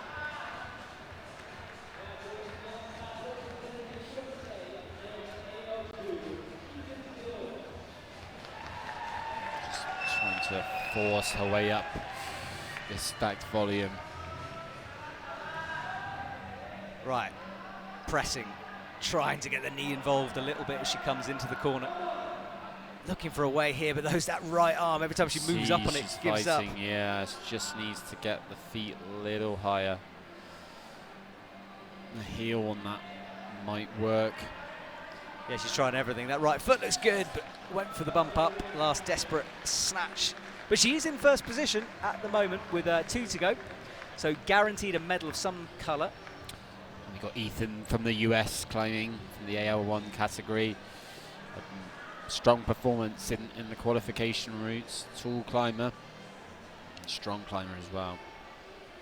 Again, you can see a slightly different prosthetic. And this is quite common with the climbing shoes on the ends. People can have small climbing shoes on the end, but the way he used the sort of knee there was quite interesting. It would probably be... What's the reason behind, so for example, yourself not using a prosthetic? Is it just the technology, you couldn't climb on it, or what's the reason? So I think with arm amputees, it's very different to leg amputees in climbing, because a lot of the time you're using your leg to stable yourself and to put yourself in better positions, whereas your arm you have to do a lot of pulling off. So I think with a prosthetic it would make it a little bit trickier. I'm not even sure if it's allowed, to be honest, for the arm categories, but I've never seen it, that's for sure. For the legs though, they do less pushing off it, and it's more just a case of getting themselves in good body position so they can do all the pulling from those fingers, and they will have very good finger strength. And it's very common to see the leg amputees on the overhanging routes, as they'll obviously be using their strengths in their arms. But he's doing well here, and he's just found that awkward move that we saw. Yeah, this is the point we've seen a lot of athletes struggle, the transition around the corner, but he's looking good at the moment. He's got that high point now, so... Yeah, everyone was stuck on 25, but now he moves on to 26, just holding that. Squeezing hard there, and this means he's guaranteed a silver, just needs to get... Oh, and a big snatch up to the crimp. I think this is part of that dynamic sequence we were hearing about earlier. So he's secured the silver with Frederick Glaze left to compete. Yeah, we're flying through this last part of the competition. If you're just joining us, you've missed quite a lot, so do go back and watch. Team USA, we've got Melissa there coming through, a little bit tricky down low. And now she's into the bigger jugs. Yeah, Melissa's another very experienced athlete on the US teams, been at many competitions. This will not be her first time in a finals, that's for sure. And she's tackling the first part of this route. Yeah, she's had a good run of form, 2 silvers in the last 2 comps. But before that, no medal, so she found something in 2022. So it was a big year for her. It was. She'll be looking to build on that. Right, looking upwards at what's to come as she swings around the first of the corners. You can see the difficulty with the feet placements, really hard, especially that left.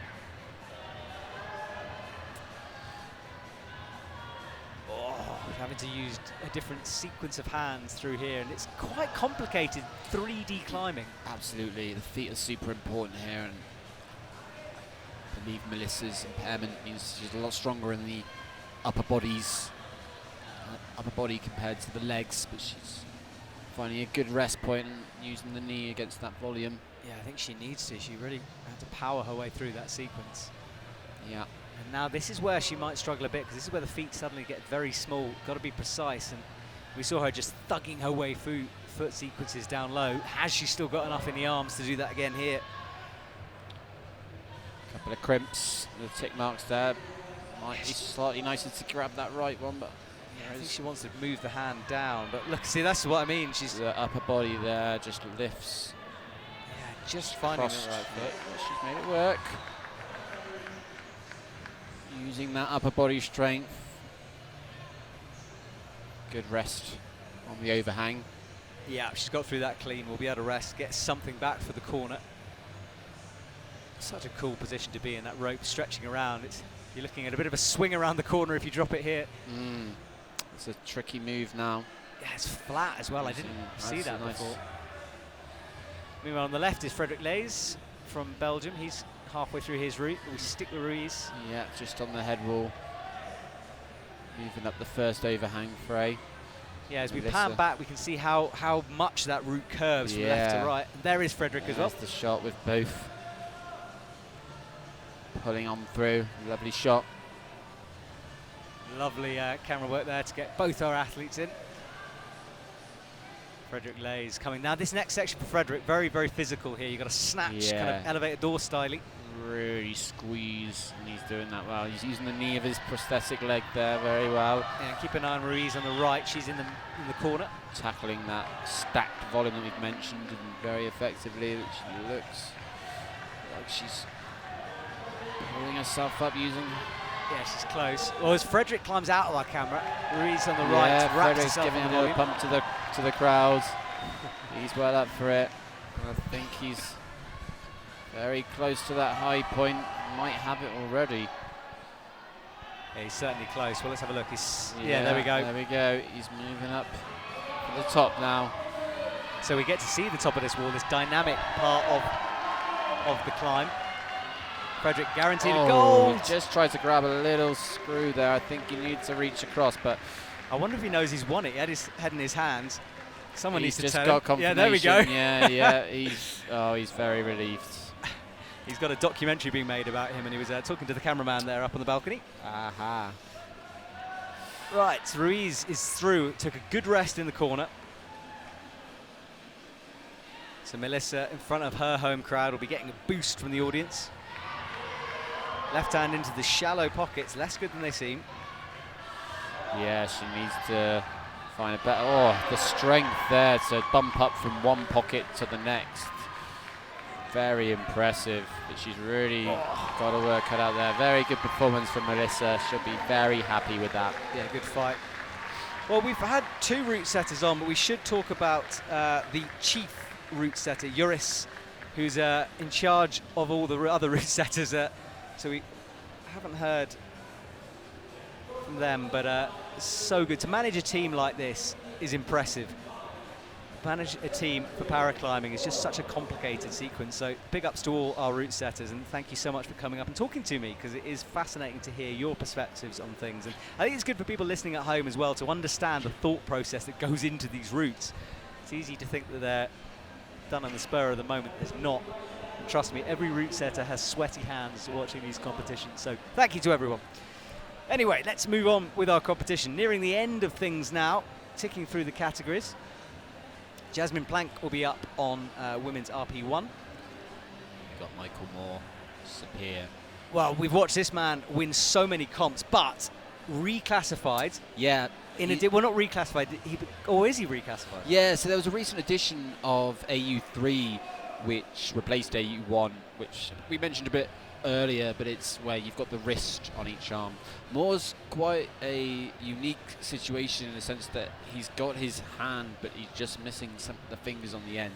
So he has had it pretty tricky with classification, because when you have these unique circumstances which don't have as many climbers representing those impairments, you really have to find a suitable classification for them. So he's competed a lot in the RP3 categories, but the AU3 is now the category that suits him best. That has been merged with RP3 today, but you're absolutely right, he's a very strong climber. He has even competed in my category, AU2, in the past. So he's bounced all over the categories in his comp career. But it's a tricky one because he's obviously got quite a lot of his arm is just missing those fingers, but the grip strength that he must have, considering that, is incredible. Well, he's climbed up to 8A outdoors, if not higher, by this point. So that's the kind of level he's at.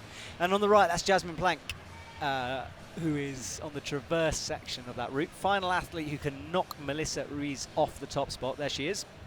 Jasmine and Melissa have met a few times in the past. Jasmine's another very experienced paraclimber on the circuit, and she'll be going for that gold, there's no doubt.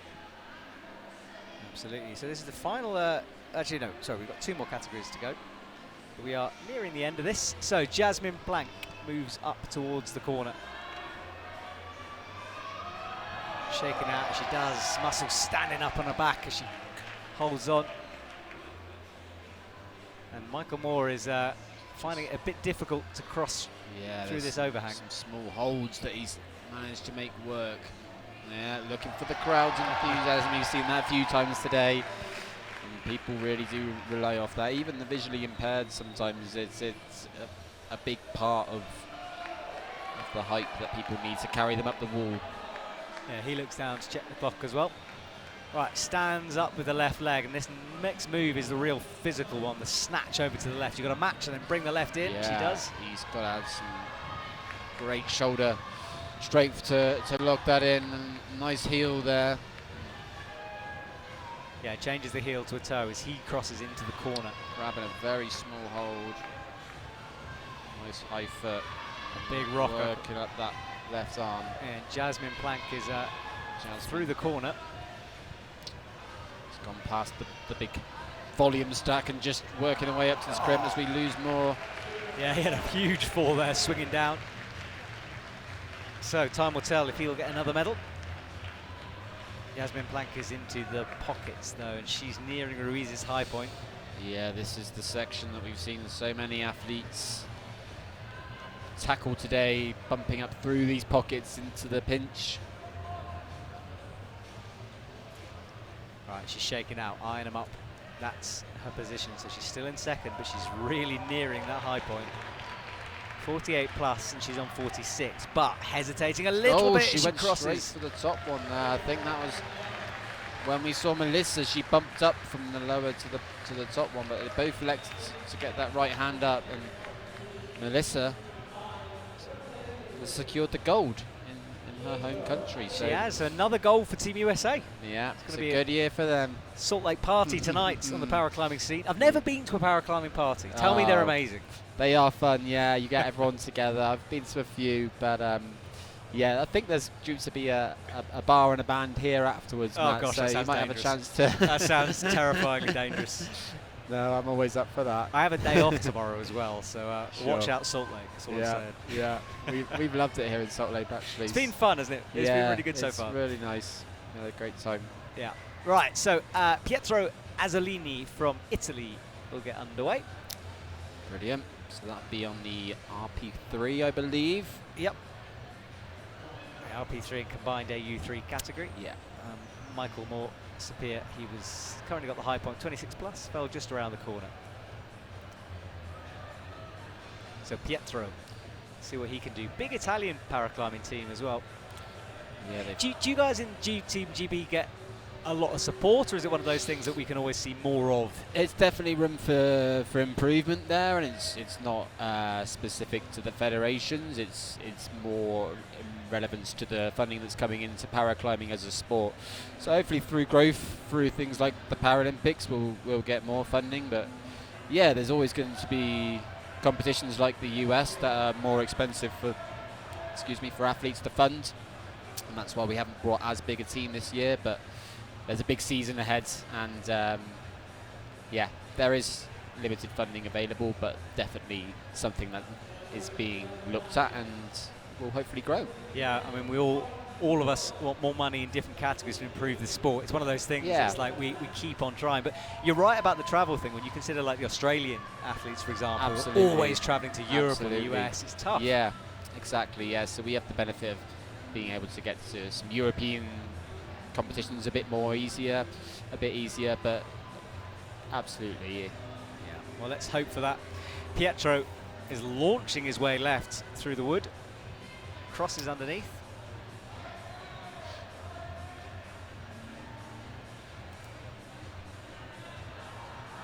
Right hand up. Yes, I think Pietro has a slightly shorter foot, and that's what classifies him as the RP3. But good effort there, just short of Michael Moore.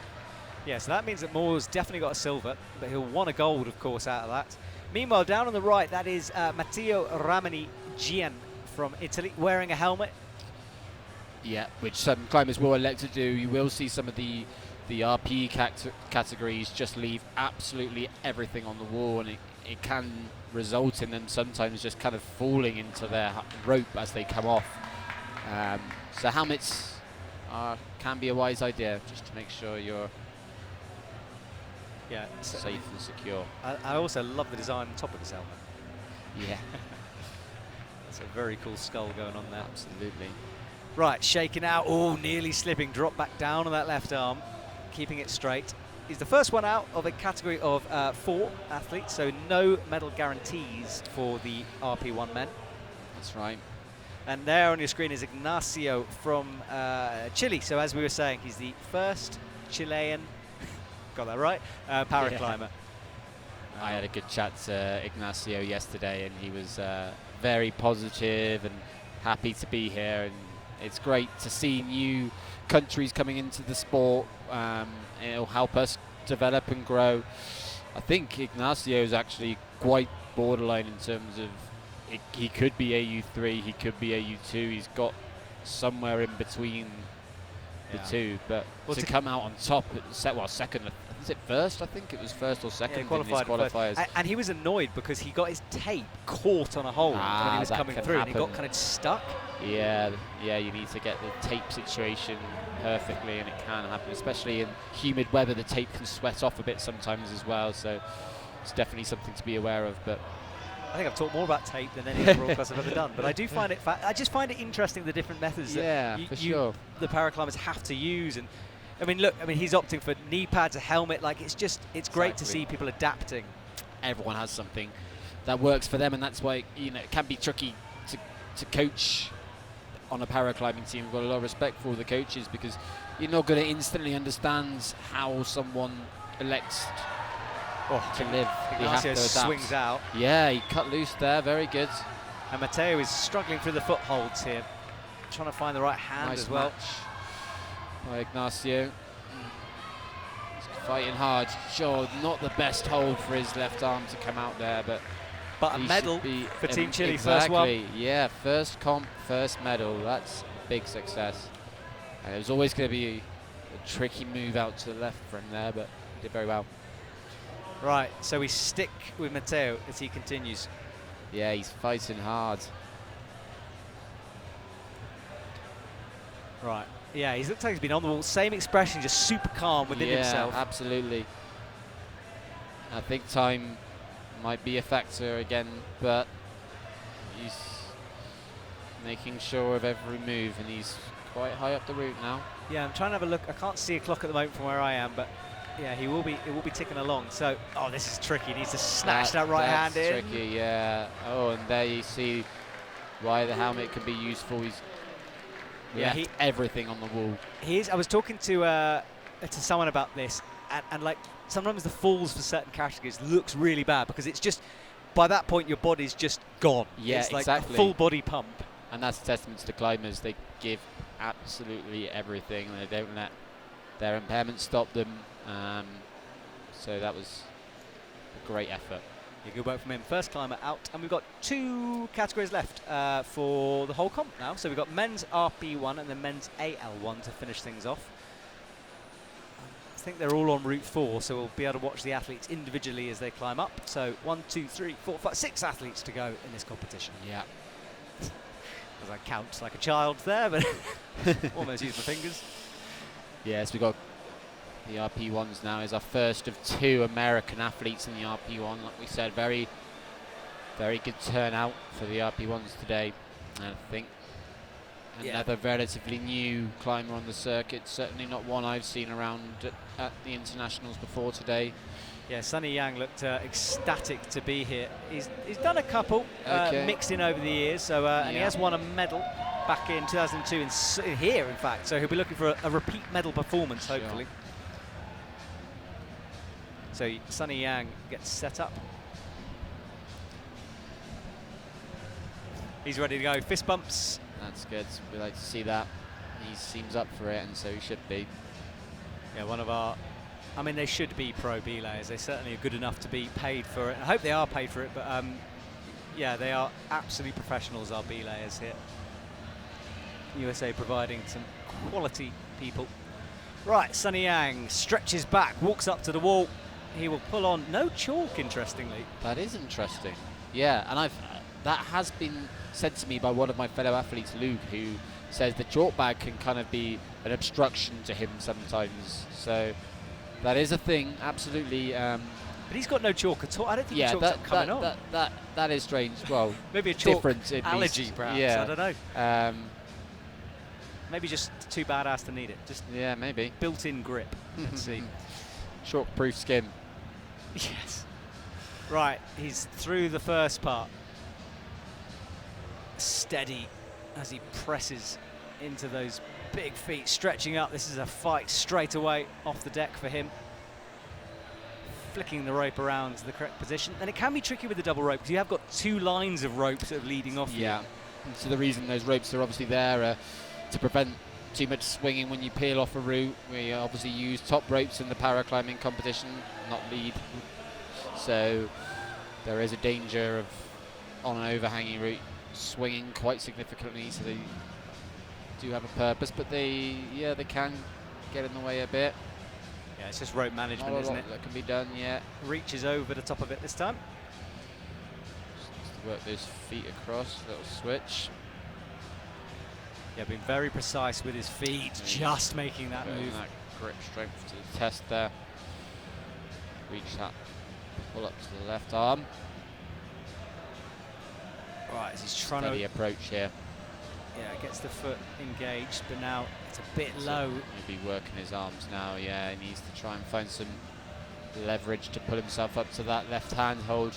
Yeah, Just he's see him staring it down. Yeah, exactly. He's right by his eye line, but it's miles away. He's really see having how to. Close. Oh, So Sonny that's Yang one of goes. those where you can just feel how close the hold is, but not quite feel the right body positioning or confidence to do it. But he seems happy, which he should be. I think that feeling of being like close but miles away from a hold is what every climber has felt at some point. Just like, sure. Why won't my body reach that hold? It's right there. I know I can make it, but I don't know I can make it, so I'm not going to go for it. Yeah, that comes with confidence and time and experience. But yeah, it's doesn't matter if he's still in with a good chance of the medal, being 4 athletes in this category. Another American. Yeah, well, his teammate there, Elliot, is walking his way across. Just getting the rope. Routes mixed up there, I think, a little bit.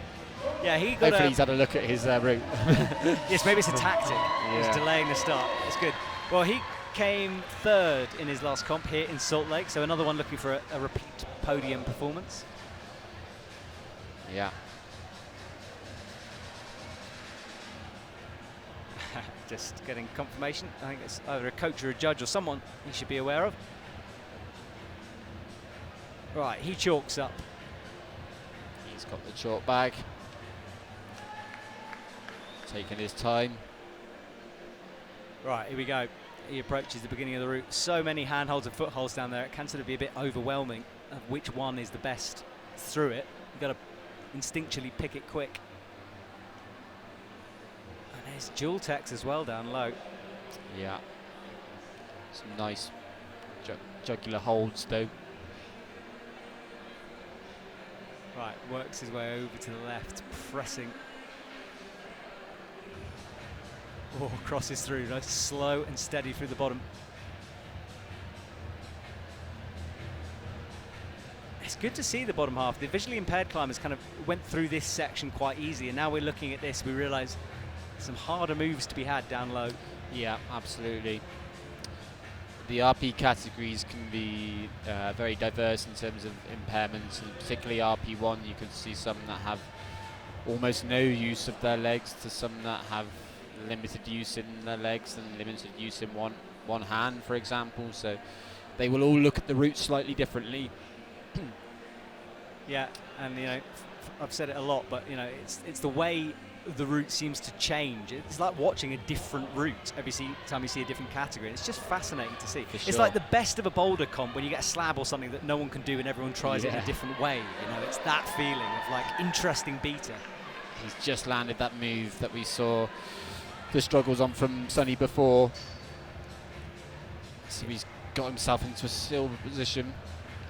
Yeah, true. So he shakes out underneath this corner system where things get a little bit more 3D than down low. And this could be the crux of this route, this traverse and the small footholds. Yeah, so different categories will probably have different cruxes for where the athletes are thrown off, but he's taking a nice long rest. All right, he starts to go towards the right. Those are the footholds we're talking about. They get small, they're in the middle of a very slippy wooden surface, and you can see him, the concentration to get it in. Yeah. And he puts a drop knee in, almost hooking the toe. Yeah, I think that's an important move there because he's got shorter reach. He's gone for that, he's got the right one now. He initially went for the other one, but now he's got space for his left hand to come across and get the crimp next to it. He will really have to squeeze hard.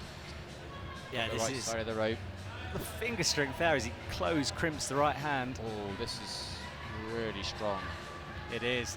Still looking calm. Bit of a grimace as he reaches the flatty, sitting in second position with 34. Showing a lot of composure. Nice rest. Will have to be aware of time, but he's very near to that gold position. Yeah, a couple of holds away for him. We have got one more athlete out in this category, so it's not guaranteed yet, but it's provisional for sure. Yeah. All right, out to the orange. Look, good footwork as he crosses that foot through. This corner is going to be a real challenge. Has he got anything left in those arms? Just jamming that knee, and he's just looking for some form of respite, I think, and the drop knee working well for him again. Can he find a little shake off here? You can see his legs really pumping hard. Yeah, he needs to find a rest here before committing to this match, which is powerful. He's giving it absolutely everything here.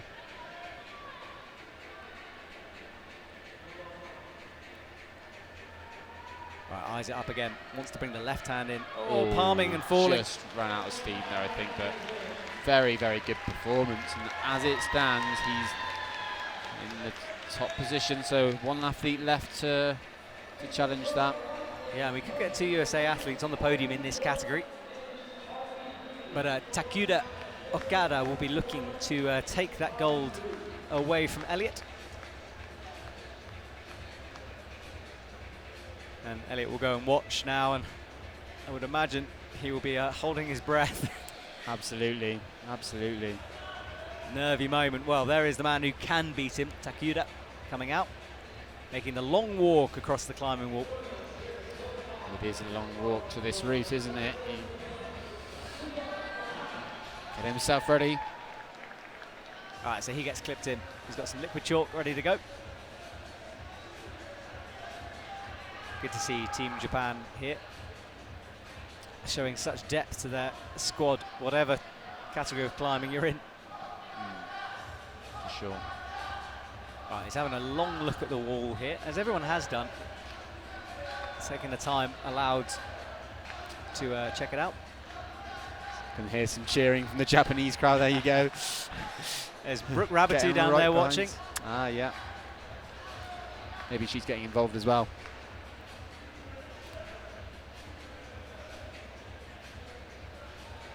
It's good to see some of the senior athletes coming and supporting the paras. It's always cool to see. It is, yeah, really good to see. A lot of people who have come here this afternoon to support. Right, so the only man who can beat the American to the top spot, climbing a little bit quicker through the bottom of the route. Yeah, Elliott sitting on the top spot at the moment. USA 1 and 3, separated by Matteo. First climber out on this wall. Nice drop knee there. Finding his first good rest of the route. Yeah, looking smooth at the moment.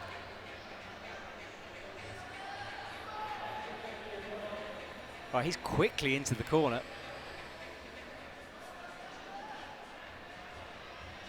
Ooh, flags out with the right foot, finds the hand. Now, a little bit more tricky. Tiny little foothold there. Looking for the match, can't find it, decides to reach up with the left hand instead. Now gets the left through, but it's so awkward here. He's going for an uber high left foot. Yeah, He just one arm trying that. to squeeze something in there. He's got to be feeling the pump after that, but he's found a good rest point now, and he's moved into the bronze. He's got a little smile on his face, just composing himself. Yeah, he really locked off that left arm when the foot popped. So, speedy climbing, sitting on 27, needs to get to 38, so 10 more points needed. Little moments like that can really affect your confidence. You just need to find some composure after it and get the heartbeat slowing a little bit. Yeah, he's having to fight here. Now, this is where we saw Elliott really having to crimp the next couple of holds. That's how small the foot is, and he's deciding to get the foot up, hands up first. Left one there. He might need to bump it down, or he can do the crossover move that we've seen. Oh, he's going right across. That's strong. Watch That's the feet, going to be very hard to keep that in. He needs to try and get that other hold, I think, just below. Might just be, yeah, come back. Yes, yeah, this is There we go, he's found it. Can he get across now? the difference in medals His here arms from will be bronze pumping. to silver to gold. Oh, he's giving it everything. Oh. Well, it's going to be a bronze medal, which means Elliott takes gold for Team USA. Wow. There we go. Elliott's taking home the gold. Good work from him. Very Right, good. so one final category, James, and we're done. Men's AL1 will be up next. Yeah. It's always interesting to watch the AL1. I remember my first competition watching these guys climb. Even myself in the crowd was mesmerised seeing what I'm seeing. Obviously, everyone here is fantastic in their own right. But it's a very unique type of climbing, just pure upper body strength. Well, we should explain here that these athletes will drop the wheelchair. They don't really have use of their legs, so they basically just campus these routes. Exactly, and they're actually not even allowed to use the legs as part of the stipulations of the category they're in. So even if they did have slight support in their legs, they wouldn't use them. So And, yeah. and again, just big up the route setters. Like, to set a route for visually impaired climbers and someone who's going to campus through. Very true, yeah. Super tricky to Very do that. true, to combine the two, and so many other categories, as you can see on the board behind them, is Right. fantastic. But they'll still give it everything they've got getting to the top, because the strength these guys have is incredible. Yeah, it's pure power all the way. So, here we go. What an end to our comp here. Power all the way, and it really does get everyone in the crowd and people watching at home psyched up this moment. Yeah. I always wonder how their training schedule must be. It must be Weightlifting. yeah, they must have to be very careful though not to overwork themselves too much, because too much pulling can be quite Yeah. have its effects. Yeah, there's some big names. Angelina Zella, for example, wants to campus an 8A, or has done, I can't remember, but wow, super powerful. Right, here we go. We launch Speed upwards. is so important here, and they're showing that instantly. And remember, this wall, I think it's probably 16, 17 metres high. Go to your local wall and try to campus a route. Just try it. It's full on. It is not easy, and especially on some of these slopey holds. Look at the precision. They've got to go to the right ones, because if it's a mistake, then this crossover's the Oh, first. it's slopey, isn't it, this cross? Oh, He's found the match. Look at the so much one-arm power. Watch the biceps rope, there. though. It's getting wrapped up in the right arm. wrapped up in the rope. Oh, it's still getting wrapped up. Right, he's going to have to watch this. Not necessarily because it's dangerous, but just because it's going to get in the way at some point. I don't know how he's going to get rid of it. Oh, now he There we does. go. Okay. Holds that one arm. Very good composure. Oh, it's But so still slopey. There Look we at go. this He's one got arm. enough strength to hold himself on that. It's incredible. Right, has he got something for the corner, though? I can see him starting to peel now. It's going to take a lot to get him up to this one. But the crowd are urging him on. Gets a swing with the hips going, trying to get a bit of momentum to generate. Oh, 2 fingers. 3 fingers. Incredible. Latches that left hold, but can he bring the right in? He's got to make room for it. Oh, he's going to, Rose Wow. move style underneath. Come on. Oh, surely not.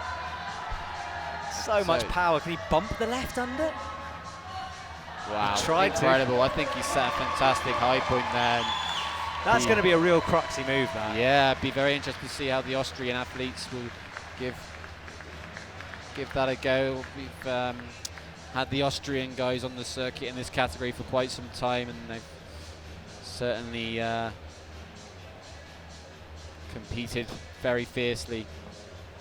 Right, so he's back in a wheelchair, and next up will be Markus Posendorfer from Austria, one of 2 Austrians in this men's AL1 final. Oh, it's so good. It's such a good way to end things, you know. It's like It is absolutely. I don't ever want to take the shine away from the other athletes when I talk about, but it is one of the things that when I'm talking to people about paraclimbing, I just want to say this needs to be seen by more people. Yeah. It is someone from one of these categories that I tend to show people, because it's just a great indication on just how people can adapt. well, I think as well it's an easy one to understand. Yeah, if you're because you watching. can visually digress. Well, we've it, all tried to campus stuff. Like every climber at some point has gone, you oh, I'll can thug it relate out. to it for sure. And you realise how much strength's required to keep on That's a good thugging point. it out through 16 Absolutely. metres of wall, you know. Yeah, for sure. But I'm very excited to see how the Austrian guys tackle that volume block. Yeah, I can't, I mean, unless you can make the match, I don't think you can do what he was trying to do, which is go all the way around the corner. So the match, I think, might be vital. We haven't got the best view of the volume here, but I'm not sure just how high on the other side of that volume the next positive hold is. I think it's a pretty big move from what I've seen on the other athletes. Yeah. So we'll see. Right, Marcus takes his time, making sure everything is perfect before he moves towards the wall. And here we go. We'll be speedy through the first half. He'll be pure power, as we've seen. Right, here we go. He is underway. Quick through the bottom chugs. Strong start.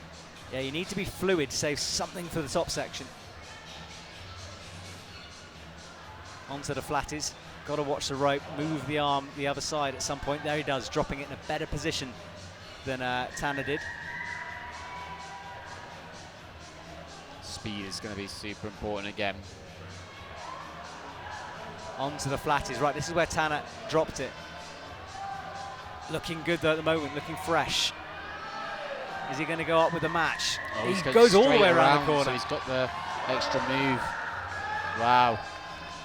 But this is when it gets a bit awkward because you're in a corner trying to campus. It means everything kind of gets in the way. You can see him banging his body on that corner. Yeah, exactly. Yeah, with the legs just dangling around the bottom of that volume. Yeah, tricky stuff. You see him pulling super hard now. Just trying to wedge. What's he holding on to there? Right away around the edge Incredible. of the volume. Bump Great slips. effort. But what a high point from Markus Posendorfer. So he's guaranteed at least a silver medal from that. Trying to get that rope untangled. Bit tricky. And again, the route reading, super important. Again, you saw how he just kind of skipped through that segment. And speaking from experience, that is a super important thing. Sometimes you see all the holds that have been set for you and you feel obligated to use them all, but it's not always going to be the right decision for you. And he figured that one out well.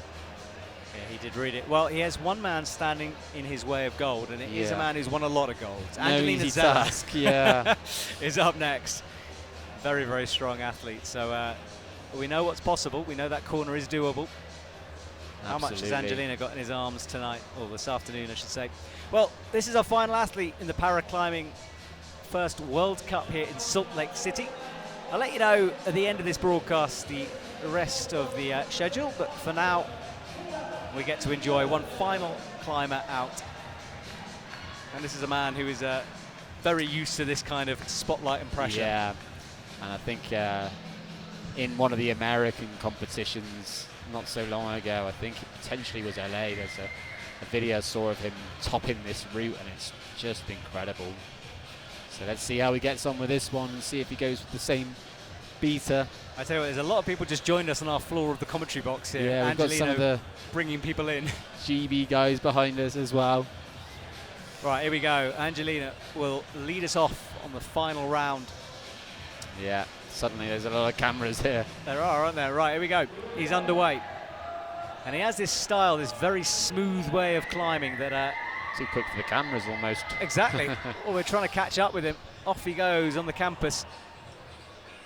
A little hesitation there, but he's found his rhythm once again. And rhythm is important with this. You have to... Absolutely. Speed's super important. Precision, power.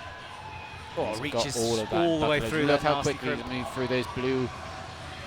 Let's see if he goes through the same. Oh, he's getting those legs. He can still use them to support himself, but He is struggling on this a bit. struggled on that bit a bit more than Marcus, but he's found the move now. Yeah, what a one-armer there. Power. So much power. Right, but this corner can be awkward, as we know. He chalks up, one-armed. Now, it's just reading these volumes. Yeah, he just needs to, like you said, make sure the legs don't get too much in the way. But look at the way he's pressed off that. Incredible. I think he has got the high point here. Yeah, we've seen so many categories on this section. Let's see how Angelino tackles it. Right, things get a bit slopey on these pockets, though. So not only have you got to one-arm it, you've got to have some precision in there as Smallest well. holds into a pocket. And another, come on. You can't full crimp that either. You can see him dragging fingertips, 2 fingers on. 2 fingers. Wow, that was brilliant. Oh, well done, Angelino. He will take another gold medal with that performance. Fantastic. Another goal for Angelino. That is wicked to see.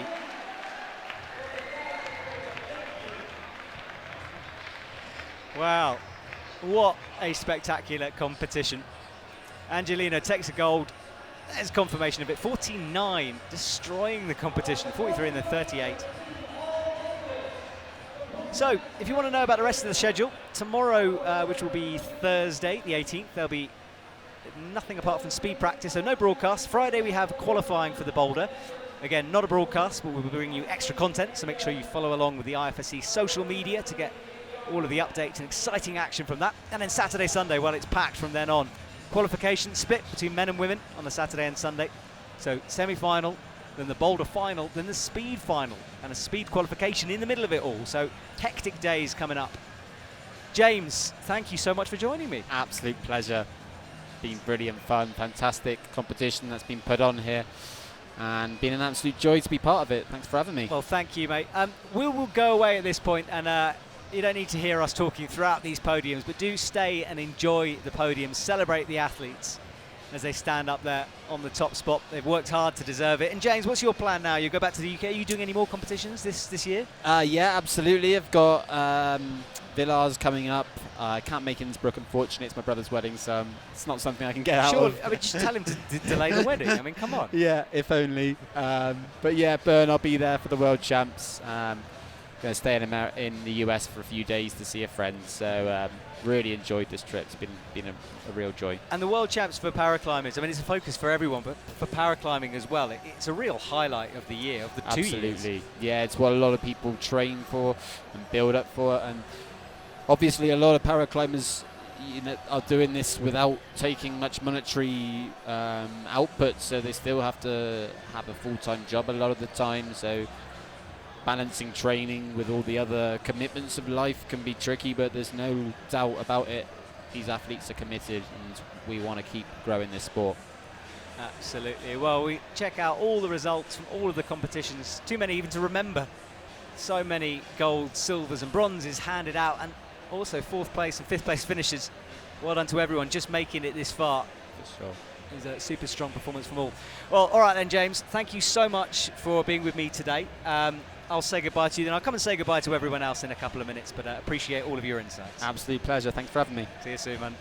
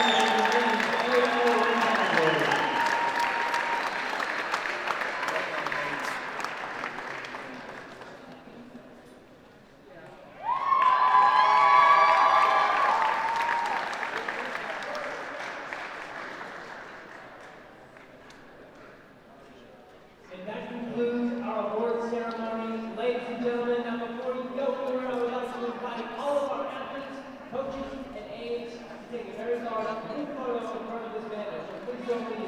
Join the photo.